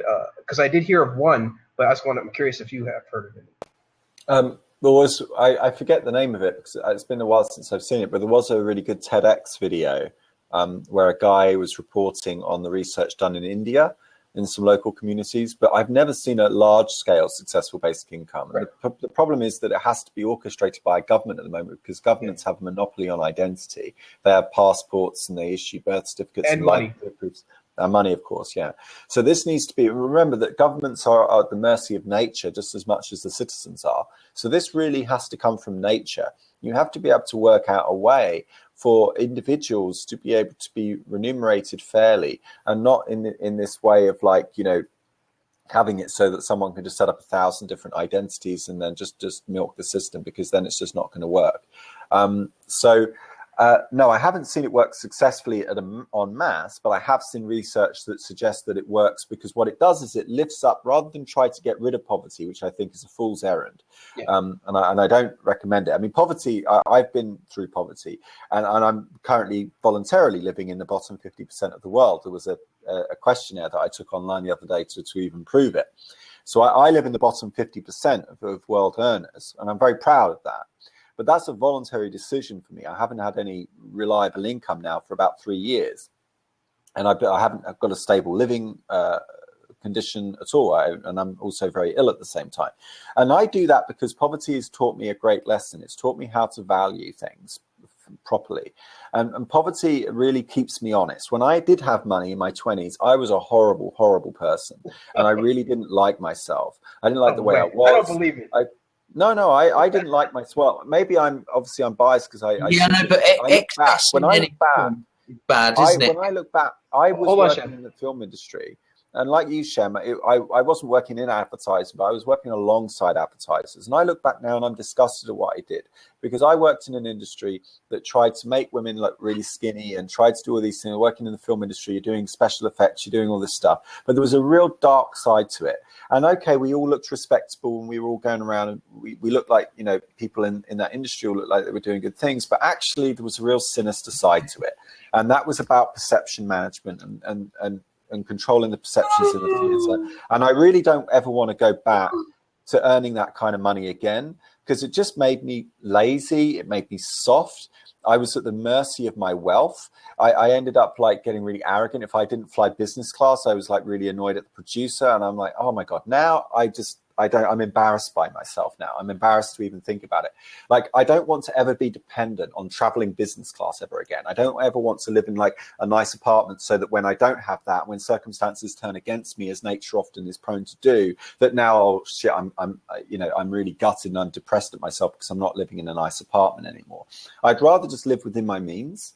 And if the community wants to give me profit and they want to reward me for my work, that should be up to them. The market should decide what I make. It's up to me to really decide what I lose. That should be my choice. But this idea of manipulating the market and controlling the information in the market so that the money flows to the individual is actually anathema to capitalism and free market. And with a basic income, you're really going to have to work hard to find what is the universal, what is the universality that governs all humans. I've got an idea. I think it's time.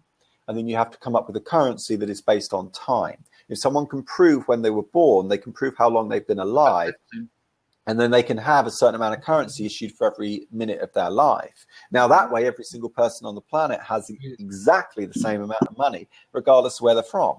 Now, that doesn't mean to say that this would be the only currency. We're looking at a future now, I think, where we're going to have currency pluralism, where we're going to have multiple currencies. And that's a good thing, because those currencies should compete. They will have flavors. The flavor of money is a term that often gets used to describe this phenomena, because money is, as well as a store of value, is also a way, as Georg Simmel puts it, as a way of converting quantity into quality. And quality is an event, and quantity is a concept. So quantity, I can think of 10 apples. 10 apples is one apple 10 times over, and I can just have that thought in my mind.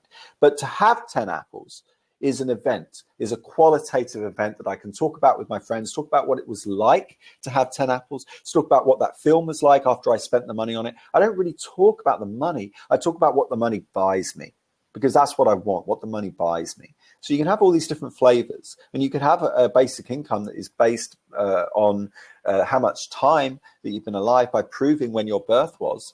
And that way you have a different type of currency where everyone gets equal amplitude. Everyone has the same amount. That doesn't mean you don't have bitcoins that are based on a different supply curve. That doesn't mean you don't have some kind of government-based or some sort of geo-centered based currency. You're still going to have those. I just think that you need a range of different monetary systems that can all kind of complement one another. And then we get to see a little bit more. I think what we're really looking for, if the internet is anything, the internet is a celebration of all the different ways it is to be human. And that's why we like the internet so much. We don't go on the internet just looking for the same thing all the time. Why do you think that you get all these arguments between the feminists and and all of this type of stuff? It's because people go online based on what they care about. They want to be upset. They want to be pissed off. They go out looking to be pissed off. They go out looking to be angry at someone and bashing the truth. That's why we have all these conversations. We crave diversity and connection between people. And so, yeah, I like the idea of basic income, but people need to start putting their money where their mouth is, if you forgive the pun. You need to actually start writing about it, publishing it in such a way that a child could understand, in such a way that a young coder like Oliver, who watches our show on the World Crypto Network, has just made himself known to us as a Python coder. Explain it so that he can understand it and he can actually code up a prototype in Python, like in the next few weeks. Don't bury it inside of a journal somewhere in some kind of erudite, recondite white paper that nobody but you and a couple of peers can understand because it's too complicated. You need to be, the Satoshi white paper for Bitcoin itself is a very easy read. It's only 9 pages. It takes about half an hour to read it. And it's only really gets complicated at the end. And by that time, you've already understood it. You've understood the gist of it. It's written in plain English. Anybody can understand it. And so I encourage people, don't be afraid. Don't think that it's someone else's job. It's your job. It starts with you. You have to now go out, publish these ideas. Don't just talk about them, think about them, write about them, produce them, make ship. It's kind of funny. It's kind of funny. I don't think maybe basic income was really even fully possible now until the blockchain. I think that by the time that basic income really sinks into the mind of society, of the world consciousness, by the time it really sinks in the concept, I think that blockchain will be taking off by then. And I think that, it actually might even be possible that they come around the same time. Maybe that'll be one of the things of the singularity that come together, because somebody, mentioned in the chat room, all these things coming together. You got 3D printing, you got Bitcoin, you got artificial intelligence, you got all of these things all coming together. And it seems like basic income is going to be probably one of those amazing things that's going to come out of that, out of that whole singularity. Well, the singularity is technically the next step, isn't it? Yeah. And like say, nanotechnology, energy generation, new financial electronic systems of governance. These whole new technologies are transformation and move beyond our current systems, and they actually affect these systems. And in an essence, things like AI, when integrated with these kinds of technologies, Internet of Things, are going to massively transform our world. A lot of people fear them. A lot of people see, problems that could emerge. Obviously, with every technological innovation, there's a aspect of risk and the application of it for its good and positive usage for mankind. I think the singularity is going to be inevitable because the technology is increasing. We've got graphene technology coming out. And I genuinely believe that it will be, and asteroid mining. People don't realize that there's going to be a gold rush where the cap that's on resources is going to be peeled off, and it's just going to be a fucking free for all. It's going to be the ability to be able to, as much as you can grab, you can take. And I named my daughter that was born last week, Juliana Utani, after the Wayland Utani Corporation. That's so funny. Because she's going to be growing up in a world where there will be those things. I genuinely hope that we make it as a species. As an artist and musician, I'm so gung-ho for it. I know it's going to happen. I can feel it. I feel like the universe wants us to do it. I think we're evolving into a new species, though, don't you? I think we're becoming. I think perhaps so. I don't think it's going to be a case that we become a distinct species. I think that we've got a couple of hurdles before we get to that stage. We've got things like a certain portion of society becoming a different race from the rest of the race. If we've still got this kind of elites ruling, planet Earth, and we've still got kings and queens in a different capacity. I think once that changes, I think there's nothing wrong with modifying the genetic code. I would love someone to scan through me, any defects, just wire them out, reprogram my code. I'd love to have different colored eyes. I'm a bit cyberpunk when it comes to that. Yeah, I think this is the type of stuff that's going to be possible, and people, it's gonna really take people, I think, by surprise, because it is going to roll in so fast, and all of this stuff is going to roll in at approximately the same time. That's why everybody's predicting this singularity thing, because really, if you take it all out, the timelines, everything really comes together within the next 10 to 15 years, and then 10 years after that, it just accelerates. So we have this huge crazy coming together of technologies, and then once they come together, what that will create accelerates it into the singularity, I think, in the 2020 to 2040 area, or 2030 to 2040 area. But just in the next 10 years, we're going to literally be able to see the beginnings of the singularity as all this stuff combines. Now, on just one quick thing here. See, we were talking before about how, or just right now, how we're all hope that Bitcoin wins and that, that this stuff kind of wins out. But I really think I was talking about this on CoinDesk, with somebody today in the comment section. And people just don't realize that they're talking about how we have this huge competitor, this huge foe, central banking, right? Governments, like how can we ever even hope to do anything about it? And people they don't really, so a lot of smart people just don't realize the power of network effects. Wait. You just said what I say that. It's so amazing. You said a lot of people ask me how we can transform the world. Let me just quickly throw a little 2 cents and pass it back to you. You can help transform the world by helping yourself to be a good human being. You got to live healthy, think healthy, be healthy. How can you're a modern modern civilized human being when you eat shit, think shit, porn, man. Yeah. If aliens flying over and they're looking at you and they're thinking that you're a dirty old scumbag, man, that's all they are. So we've got to raise the vibration. We've got to raise the evolutionary perspective of humanity. Each one of us has got to become the best we can be to transform humanity. Back over to you, Vortex. Yeah, for sure. And this is what's going to happen as people all over the world, through the democratization of information because of the internet, will lift themselves up, and they're gonna see these choices. And that's why I think smart people continue to underestimate these network effects that Bitcoin is having and that it has. Trace Mayer has a really good podcast on it. But these network effects are in place now, and they're at the point where I would say that they can't be stopped. Now of course Bitcoin could be hacked, something could happen, but if everything continues the way it is right now, these network effects are absolutely powerful. This is how Netflix destroyed a multi-billion-dollar blockbuster. This is how the internet disrupted all these multi-million-dollar corporations and media and newspapers and TV companies and movie companies and so on and so forth.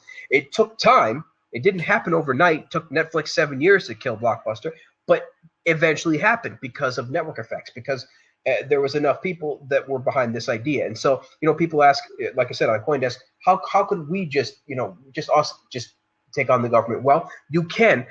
Every one person can do it by choosing to, and one of the choices you can make is you can be a better person. You can use Bitcoin. You can do these types of things, raise your frequency and stuff. And this will have an effect on the planet. Everybody is much more connected than we think we are. We actually are from the creation. So from the creation we come from, and then to the creation we return. But I'm telling you, this type of stuff, just Bitcoin, just Bitcoin's network effects are powerful enough. They really are, to take on these central banks, to take on these governments. It will take time, and we're going to have a lot of backlash, and we're going to have a lot of conflict. And we're in a war right now, but there is the possibility. It's not like it's completely impossible. There actually is a possibility of us together taking control, using Bitcoin to the point to where we literally take the money creation power away from governments, away from central banks. And of course, we're going to have central banks and governments for years to come, but we can mitigate their power. We can finally take away their power, because their main power is money creation and taxation. Those are the two main powers for the banks and governments. And so Bitcoin allows us to finally take that back. And if enough people use Bitcoin, then that's what exactly is going to happen. We're going to be able to, get around these stupid capital controls and these things that governments are trying to halt their markets from completely disintegrating. As we spoke about earlier in the show, the Chinese market opened and for 7 minutes before it closed. I mean, Bitcoin doesn't close. Nobody can just flip off a switch on Bitcoin. Bitcoin is 24/7. Bitcoin is there for the people. Bitcoin is the people. So there's going to be nobody just flipping off, just turning off the switch on Bitcoin. So and God loves Bitcoin. The universe loves Bitcoin. God said, send me 10 million Bitcoin and I can help you. It's true, because a lot of people are like, and this is how I view too, if the universe didn't believe in privacy, it wouldn't have allowed something like Bitcoin and cryptography to exist. The cryptography proves that the universe favors privacy. Cryptography proves that the universe wants peer-to-peer control, decentralization, not central control. They want information spread. The universe wants information to spread. And so this is what Bitcoin is going to help provide. And so this is what gets people like me and other people in the Bitcoin community so excited, is the possibility of actually, for the first time in multiple centuries, taking back control of money creation and taxation. And humanity needs it, man. It's about time. I mean, this is we did our band, The Singing Pictures. Our album was called The Dream, and it was about all throughout the ages, musicians, artists, philosophers, mathematicians, innovators have spoke of the dream. What is the dream? It's the dream of humanity together. It's the dream of you. And I'm not talking about some cheesy new age utopia. I'm talking very, very clearly about a globally unified humanity, technologically advanced, spiritually evolved, healthy planet. We cannot keep going this way. The financial system can't pay for it. Everything is changing. You know, there ain't no third world. They're becoming the first world. China is the new East. They're going to be bigger than America. There's one world. There's no third world. There's one world. Yeah, there's one world. It's just them that's been calling it the third. People that invented derivatives, you know what I mean? So they could make ways of fucking coning more money out. But this is the point. Now is the time. So there's so much force in the universe that's wanting us to do it. We are nature. We are all human beings. We're nature, and it's like there's a critical mass emerging. It's like we are on the wave. We've never been here before as a species. Maybe in Atlantis, Lemuria, or what, Mumu, or whatever. But there is a lot that we've forgotten. Yeah, there's a lot of being forgotten, and we don't know where we're from as a species. We've forgotten who we are. We put our faith in stuff that's complete bullshit. But the world's waking up bit by bit. You know, look at like, you know, if you look at the internet, it's awash with cats and noise. You know, just noise. You see the level of people's minds. It's just noise. You know what I mean? But bit by bit, the only way to change the world truly, and I've looked at socialism, all the kind of isms, I've fucking done it, mate. I've been there, bought the t-shirt, I've done a degree in fine art, a master's in arts and media. I was doing a PhD years ago before I became a professional salesperson, working in advertising and marketing. Now, don't laugh at me. I didn't do Coca-Cola, Chris, not like you did, right? I do things like social marketing. So I do things like health checks. I do things like brokering. I also do things that are to do with ethical advertising, okay, which there is such a thing, okay. However, my point remains, okay, spiritually as a species, it's time for us to man up, and each one of us, it's all about a micropolitic. I can't go changing Chris. I can't go changing Vortex. That's my own attempts to change the world. One needs to look within. Where's our monk? We have a monk that's with us. Where is he? Achan. But anyway, the point remains is that one must look at themselves to change the world, and only through that mechanism can we be the best that with our full potential, our full evolutional capacity, so that we can give what we're meant to be as humanity. Each one of us is on our own unique journey as a person, growing. You know, we've got to seize the day, ladies and gentlemen, and be a bit more assertive in our purpose as individual people, and stop kicking off our responsibility. Because too many people do that. Too many people blame their I used to be homeless. I used to be on the streets. I put myself through education. I've got a wonderful life. I'm blessed. You know, whatever. I'm blessed. But I put that down to my own perseverance that I will not give up, because I know my wife translated. Sorry, wait, just mute yourself there, buddy. You bring us a bit of.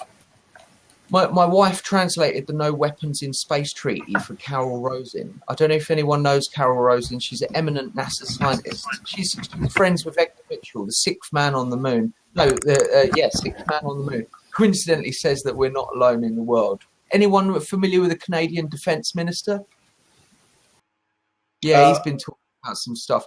Yeah. You know, but the point remains is the world that we think we live in and the universe we think we live in is nothing compared to the reality of the cosmos. And the forces on planet Earth, be dark, whoever runs humanity, are nothing compared to the power of the cosmos.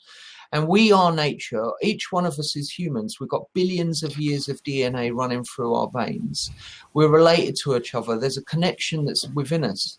And now is the time. We're all into Bitcoin. There's a thread that links. Sorry, buddy. The NSA may have. I can hear you now, Sham. Cool. The NSA stopped me there. I got too close to the truth. Yeah, exactly. That happens all the time whenever we get too close about this stuff. But what the point remained that we got to take responsibility. Look within, help yourself, be the best you can be. And in regards to outside in the world, that there is change, there is progression. The change is happening now. It's a monumental change. We are entering a new epoch. A lot of people are saying, "Oh yeah, the world's ending. There's going to be World War III." Don't give up your responsibility to other people. There isn't.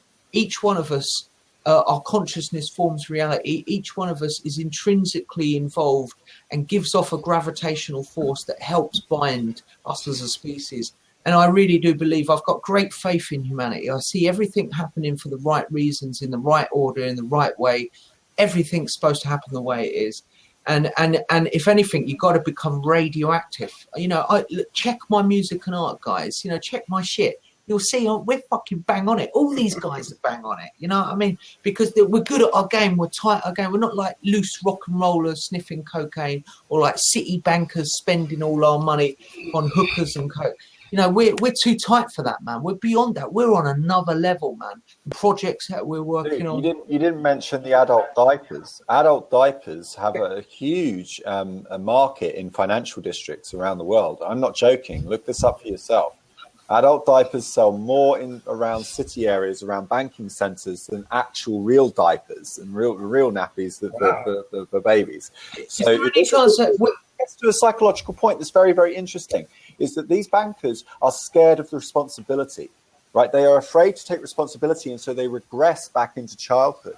And I'm speaking anecdotally, not scientifically, but I've seen it myself with these people, is that they're so scared of the responsibility that they have that in the nighttime, when they go home from work, they regress and they go back to being a child again because they're so burdened by the responsibility that they have. And what they do is, of course, they don't take responsibility. They get bailouts. Why? Because they don't know how to ask for help. And instead, what they do is they leave it until it's too late, and then they come to everybody asking for a handout. And it's that collusion between industry and state that Mussolini accurately described as fascism in its purest form. Fascism is the conflagrance between industry and state, the bringing together of the two, meeting of minds between the two. And that's what we've got today. It's certainly what we've got in Silicon Valley, where you've got startups bending over to regulators, allowing themselves to be deputized by the governments, where you do have this meeting of minds between industry and state. Exactly. And Silicon Valley is a powerful force, but there's a lot of VC money and stuff to be put in there. But I tell you what, there's more money around the world when you combine regular people's money and stuff. It's going to be like Bill Gates said, Bitcoin is going to be a tour de force. It's going to be hard to stop. I don't care how much VC money you have. It's already out of the bag, isn't it? There's no stopping. I don't care how many, I don't care how many startups there are. They try to fork it. They're trying to desecrate its. That's the beauty of how much Bitcoin has survived so far. It's open source. It's okay for them to fork it. Like, that's perfectly all right. The point is whether or not people adopt it. Like, there's this comment here by Taylor Goering on Twitter. He's saying there's so much censorship. Bitcoin Core might as well be renamed Bitcoin North Korea. Hashtag Bitcoin XT, Bitcoin NK. That remark is disrespectful to the people of North Korea. We would never have had that tweet if this was really North Korea. The real question, he's actually not referring to Bitcoin anyway, it turns out in a comment. He's referring to the censorship on Bitcoin R Bitcoin, Reddit R Bitcoin and Bitcoin.org. You know what? Don't just read Bitcoin.org every day then. Like, read Twitter instead, or read another social network. Don't put all your stock in one website and go to one. The underlying assumption of his tweet is apparently that we all just depend on Reddit for our information, or that we all just depend on Bitcoin.org for our information. We don't. And that comment is disrespectful for the people of North Korea. This guy works for Ethereum. What do you think his agenda is? I mean, he just forks Bitcoin, and then he put Turing complete programming language on top of it. This is democracy in action in its original form. Yeah, but the problem is, Chris, You're absolutely right, and that's fantastic that there's an open space that people can innovate and make changes, and they're free to do that. The problem is that what the bankers blockchain are attempting to do is that they're trying to switch it and then use populism.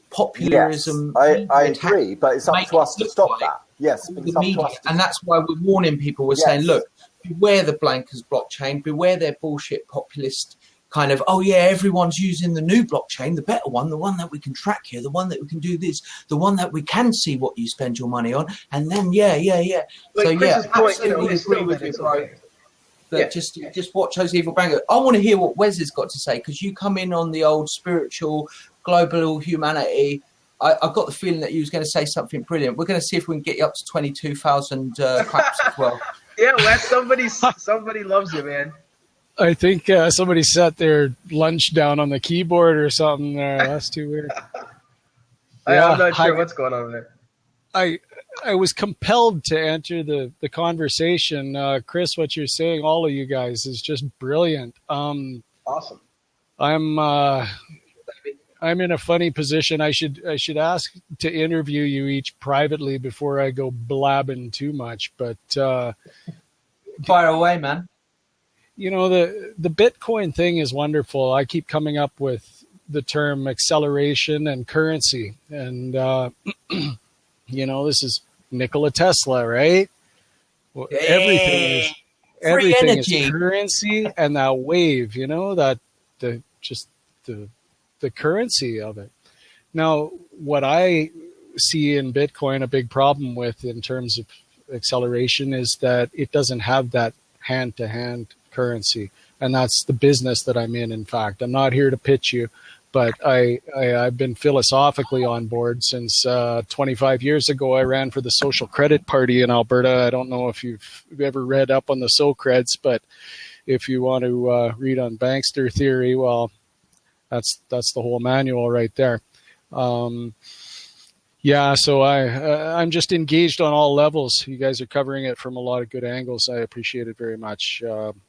I forget the point I was trying to make, but empowering communities with these currencies, I think, would be really well accelerated if it could be intrinsically matched to something that we can trade. I don't know. I guess that's my thing. Well, I tell you, Wes, you talk about the hand-to-hand, and that's kind of the crazy thing about Bitcoin is that, it's not physical, but yet it's physical because you can do things like hold up somebody's phone and just transfer money real quick from phone to phone, which is pretty much just as simple as pulling out a $20 bill and handing somebody a $20 bill. But then you can also do things like physically store Bitcoin on a flash drive and encrypt that and store that in a safe. So now the keys to that address are actually encrypted in a safe. So there's still physical things that we can do with Bitcoin. It can become physical. I think maybe what I'm getting at more is that if we're using Bitcoin as a high acceleration machine for these projects and for humanitarian purposes, that the people on the ground, rather than trading Bitcoin, be involved in invested in a currency or like a limited quantity item that they can use on site as, just to say, no, we don't use dollars, right? Exactly. It's very interesting. A lot of Bitcoiners see like Ethereum and these other platforms as competitors to Bitcoin, but really I see them all as just other platforms that Bitcoin can eventually interact with, because I see Bitcoin as becoming the main MOIP, or the money over IP protocol, to transfer value over the internet. I see Bitcoin actually being underpinning and backing up all of these other cryptocurrencies like Ether for Ethereum and whatever all these other platforms use for their actual token, for their currency token. But I see Bitcoin as actually being the currency that backs up all of that, because at the end of the day, when you're trying to come up with truth, when you're trying to do financial transactions, you need to depend on whatever has the longest form of truth, whatever has the longest chain of truth is what you want to back up your financial transactions, your financial applications on, and that right now is Bitcoin. And the network effects are in place right now in such a way that it's going to be really difficult for another currency to take that particular role as a digital gold, as as a world currency, as an actual underlying backup asset that all the other cryptocurrencies can put on top of. So that's what I kind of see. Chris, do you have any thoughts on that? Oh, 1 sec. I'm still kind of angry about this North Korea comment on Twitter. Oh, yeah, no problem. It's ridiculous. You know, the joke.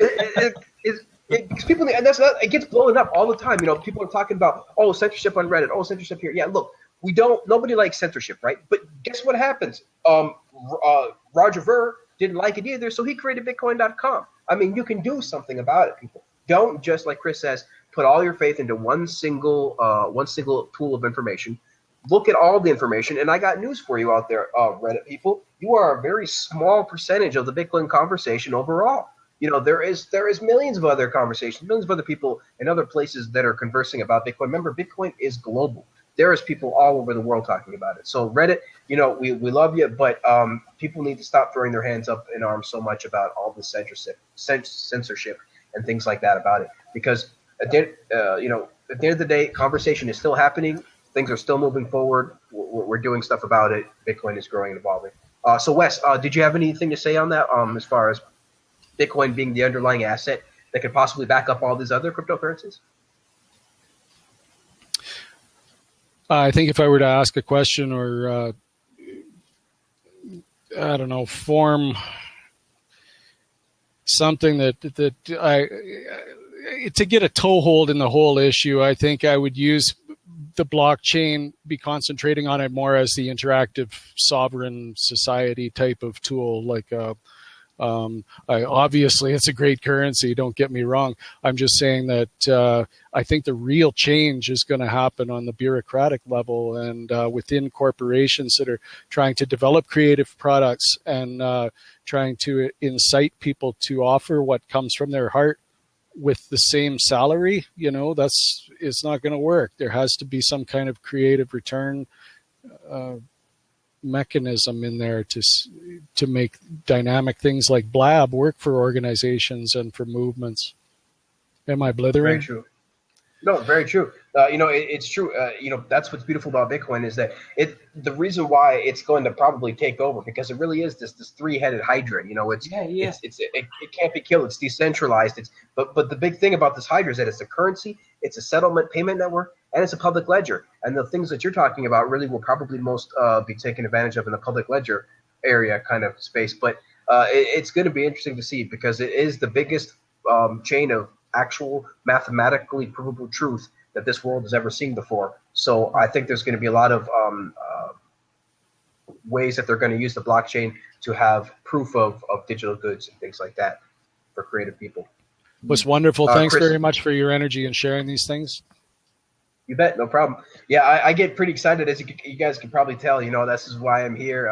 Shem gets excited too. You know, we just get excited about Bitcoin, and there's not a whole lot of things. You know, even if you talk to Bitcoin people, you ask them, you know, what have you previously gotten this excited about? And pretty much every single Bitcoiner will say the same thing: the internet. Just like Shem said, that's really the only other thing that's ever excited people that get excited about Bitcoin because usually the people that are excited about Bitcoin are people that are excited about big change. You know, big movements, big things going on, and possibilities for world change, just big possibilities.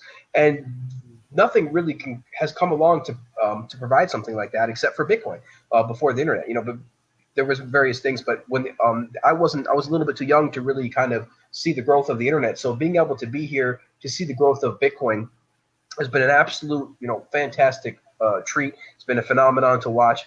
It's going to be really interesting to see what happens over the years, and we're going to try to cover it. We're going to try to talk about it. There's going to be a point where I won't need a show. I won't need this show anymore. Bitcoin will eventually take over, just like the internet. It will eventually come. But I just want to be here in the beginning to help it move even faster, because I think I speak for a lot of people in Bitcoin when I say, we want Bitcoin to take over the world as fast as possible. It's not to talk about money. It's not to necessarily get rich for most of us. It's just to provide fairness, transparency, to lift the freaking world up from the enslaved because everyone's chains absolutely we've fucked had. off with all the corruption that's going on. We're sick of all these bankers sniffing coke like Wolf on Wall Street, living some bullshit dream. We're sick of all these bloody wars that are going on. We're sick of all the hate, because the truth is that most people, all they want to do is be happy and live life. Now, and that's and there's a lot of people that are buying into this whole kind of, oh yeah, I'm going to grow up and I'm going to be a star, and that's what I've got to work towards because that's the dream I'm sold on TV. Well, once you get over that trip, you'll realize that there goes the NSA again. And life is a lot better than that. It's a lot more fulfilling than that. And I got, as soon as I understood what Bitcoin was, and I was thinking, hang on a minute, this is going to solve the money problem. You know, we said earlier in our conversation, we said, what are the problems that are in humanity at the moment? We've got oil and gas, energy generation, money, economics. You know, humans need products and services. We need teeth brush. We need products. We need things that when we need them. And the problem is there's this circle of unsustainability planned obsolescence. You know, people, products and services are still not highly efficient. Hopefully with blockchain, I can buy a toothbrush, and when I'm finished with it, that one toothbrush with its IP address can return back to the toothbrush recycling facility and be recycled, and I can be given a new one. That is the way that a sustainable, modern, technological civilization runs things, not the way that we're just sticking it into a landfill site and fucking up our planet and paying for slave labor in another country.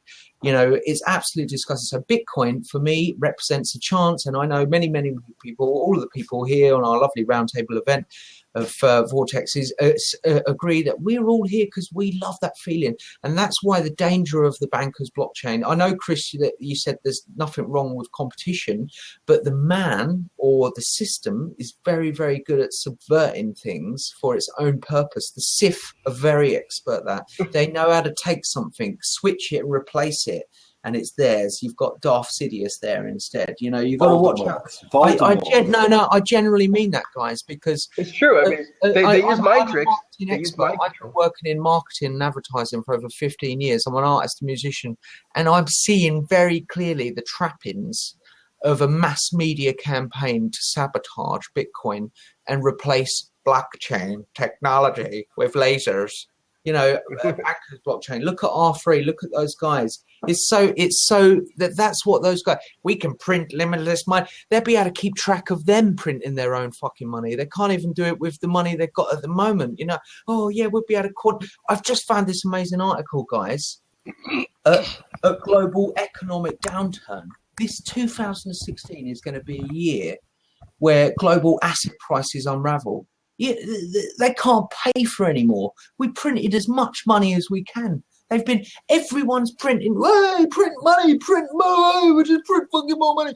There's no more money to be printed. Or they can print more money, but eventually it's just going to be so subdivided, it's going to be in the million millibits, you know what I mean? And you'll be paying $4,000 for a can of Coke. Not because it's really expensive, but because your dollars are worth fuck all. And that's what it is. That's hidden tax. What they're doing is depressing everyone's taxes so that they can draw out more money because the whole system is falling. And everyone's doing it. Everyone's doing it in the whole game. So that means that the whole game, it's the stock market it's like a load of lies all pinning it up. It isn't built on truth. And the amazing thing that's happening that we are in at the moment of this wonderful transition is that old empire cannot pay for itself anymore. America cannot have no more military bases around the world and afford them logistically. They can. Yep. They've just got to stop building ships and start. Oh God, it's contracting, and China and those other one helicopter. Like you were saying, one helicopter is like $100 million. It's just. You know, it probably would have been $1 million 70 years ago, but because they've been artificially inflated the money so much, since 2008, statistically, there is no way to pay the global debt off. There is no way to pay it off. There's no more money that can pay it off. It doesn't matter how much you print it. It doesn't matter how much you take away people's pensions or any other hidden tax. It cannot be. This system we live in is unsustainable. It doesn't take aliens to tell us that. We know it. There's actually a really good. So the way we deal with it, we build the replacement. The replacement is the new system that's replacing it. Go ahead, Chris. There's a really good Sorry. song by Muse called The Second Law of Thermodynamics, where they do explain it very, very well in that song and the album. What's the album called again? Do you remember, Shem? Oh, yes, I do. It's called... I'll find it. One second. But you can't. Second law, Entropy tends to increase in an isolated system, and an economy based on endless growth is but don't you remember the first track? It says, "You are unsustainable." You are because the people are unsustainable. I mean, when I lived in Tokyo, they turn off the tap between brushing their teeth. Yeah, I do that. Yeah. My missus is Japanese, right? Yeah. Good on you, Chris. Good on you guys, because they live peacefully. They're very peaceful people. Our Western greedy, white fat American population is unsustainable for the planet. How can we call ourselves technologically advanced when our brains are filled with crap, our bodies are filled with crap, and we are working in crap? There's a website, Shem, where and I don't have it right now. Oops, I muted myself. But there's a website that basically where you can look up and see actually how many slaves you have. Because if you figure it out, everybody in America has at least about 20 slaves, depending on how much electronic equipment they have and how much clothing that they have from what brands and such. You can look it up, and I'll have the link in here in a little bit. Yeah. But you can Google it. I guarantee you guys. I looked it up, dude. I had like 40 slaves. Wait, guys! I guarantee you there will be a day, and I will be proud to say this, when rather than counting slaves, I'm counting mech droids. I'd like to be a 50 mech droid guy. That's the kind of guy I am. Yeah. You know, it's crazy because people don't realize, you know, like where their equipment, where their hardware gets created, you know, where their actual stuff comes from, where stuff comes from. It's a big documentary. People need to check that documentary out. Where does stuff come from? They've got people like in iPhone factories jumping out the top window, writing messages and hiding it in the battery, so that when you open the battery, there's like let it go. Oh my god! Yeah. So clearly wants to be rescued from, you know, wherever. So clearly, as you guys are saying, you know, the societies that we live in right now, you know, the first world countries, namely the Western societies and stuff, it's just not sustainable. The financial debt, the way we live and stuff. So we're hoping that, you know, to tie it all back around, we're hoping that Bitcoin can play a big part in bringing that all up to Bitcoin's light. part of the age of decentralization. Remember all those 60s guys that were talking about media and technology and cybernetics, Norbert Wiener. It's finally here. Well, we're living that age. We are living on the cusp of the wave, man. We you know, and those guys were talking about the automation. You know, we're talking about, you know, as robots. We're talking about artificial intelligence. We're talking about Internet of Things. We're talking about blockchain tech. You know, 10 years ago, you know, half of those words I said didn't even probably exist in the notion we understand them today. So definitely, you know, I did have a couple extra topics, but I think that we can pretty much end it here. We've been talking for a while, you know, and I know that, you know, Chris got up early and stuff, so I don't want to be, and you guys are both got up early, so I don't want to take up your whole day. So I'm going to probably have to end the show here shortly. So I just wanted to just thank you guys again so much for being here, for taking the time, you know, to talk to people, to tell people about Bitcoin, to get up super early. You know, like I said, you guys, so much thanks. I swear I have not got up before 7 a.m.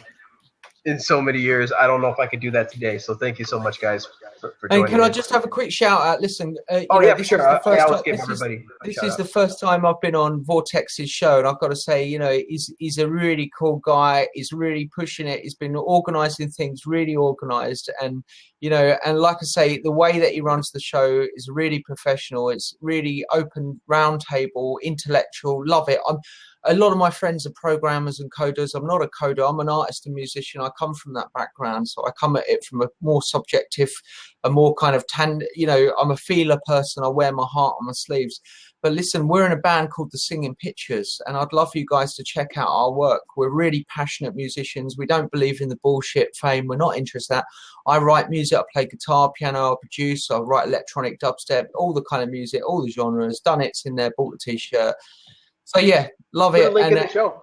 or put a link in the chat. Yeah, man. Yeah, but like I said, it's an honor for me to be here. I love these conversations. It's so inspiring. It really energizes me to see the energy from you folks, to see other people that want positive change. And like I always say, the reason why I probably haven't been shot by the CIA so far is probably because, we're a force for good. And that's what this is about. We're not here to really contest anyone or because we're too busy dealing with the solution. And solutions are better than fighting against, I don't want to be standing on the outside of the system, banging on the door, because I believe in the first law of cybernetics, which is the system with the most behavioral responses controls the system, so it's all about being adaptable, being chameleonic, and having the ability to be able to transmute problems into solutions. And I genuinely believe that there is the solutions. The world is changing. Positive things are happening. Don't believe everything you read. Don't believe the truth. Don't believe the mainstream media. And don't get sucked into negativity. Look at oneself. You've got to change ourselves to step up a level. If we really wanted to, if Star Trek landed, we need to be able to stand there and say, "Hi, Captain Kirk. Let me have your chair." Exactly. And you can't do that if we're in the gutter, even if you're looking at the stars and you're in the gutter. So it's all about developing ourselves spiritually, living healthy, thinking healthy, being healthy. I say that as a micro politics, so a bit of philosophy for you guys out there. And I always say that, have a bit of faith. The world is changing, positive things. And, we've got to give a bit of love. We've got to forgive in the world. And we've also got to help transition the world to a better for tomorrow, so that we can make sure that the little bubbers and, all the children of tomorrow can help change the world as well and live a better world for everyone. So that's my mantra. Thank you, guys. Arigato. Yeah. Forgiveness is super important. It's super huge. Everybody says, it's more important than love, almost. And there's a reason for that, because, really forgiveness creates love and facilitates love and spreads love. So for definitely bring some more forgiveness to your life, and you'll be a lot more positive, a lot happier person. Chris, any final thoughts or shout outs? Just a shout out to the Muse as well. Muse made Second Law. It's a really good album. A lot of the ideas and thoughts that have come out of this last part of the conversation are encapsulated in that album, and I highly recommend people to listen to it. So that's my final thought. Awesome. So again, you guys, we had about 442 views, so pretty good show. Thanks so much for joining. You guys can still do one final tweet out. We got 17 people in here now, including the guests. So we're about to say goodbye. Just one last final shout out. So we're here. We try to do the show every Saturday, every Monday at 8 p.m. Pacific. We were a little bit late tonight, just so we could accommodate our guests. But try to find us back here at every Monday at 8 p.m. We're also upload everything up to the World Crypto Network, which Chris himself helped found. So we will upload to the YouTube channel there, and we upload to the SoundCloud, and we're always hanging out in the World Crypto chat on Slack. So definitely, if you guys want to ever hang out in there, get a hold of Mad Bitcoins or myself, and hopefully we can get you in there, because there is a great conversations to be had in there. And if there's smart people like Chris, smart people like Shem, I'm in there, and so there's a lot of great smart people in there, and I highly recommend you guys check it out. So again, we're here every Monday at 8 p.m. Chris talked to us tonight about his Full Node project, and so you guys got to check that out. Full Node and Pro Tip, check these projects out. Follow Chris at Mr. Chris Ellis. Follow Shem over there at Shem Booth 1, and we'll see you guys another time. Thanks so much for joining us, and try to spread the word of Bitcoin as much as you can. Bye-bye. Have a good night, guys. See you later.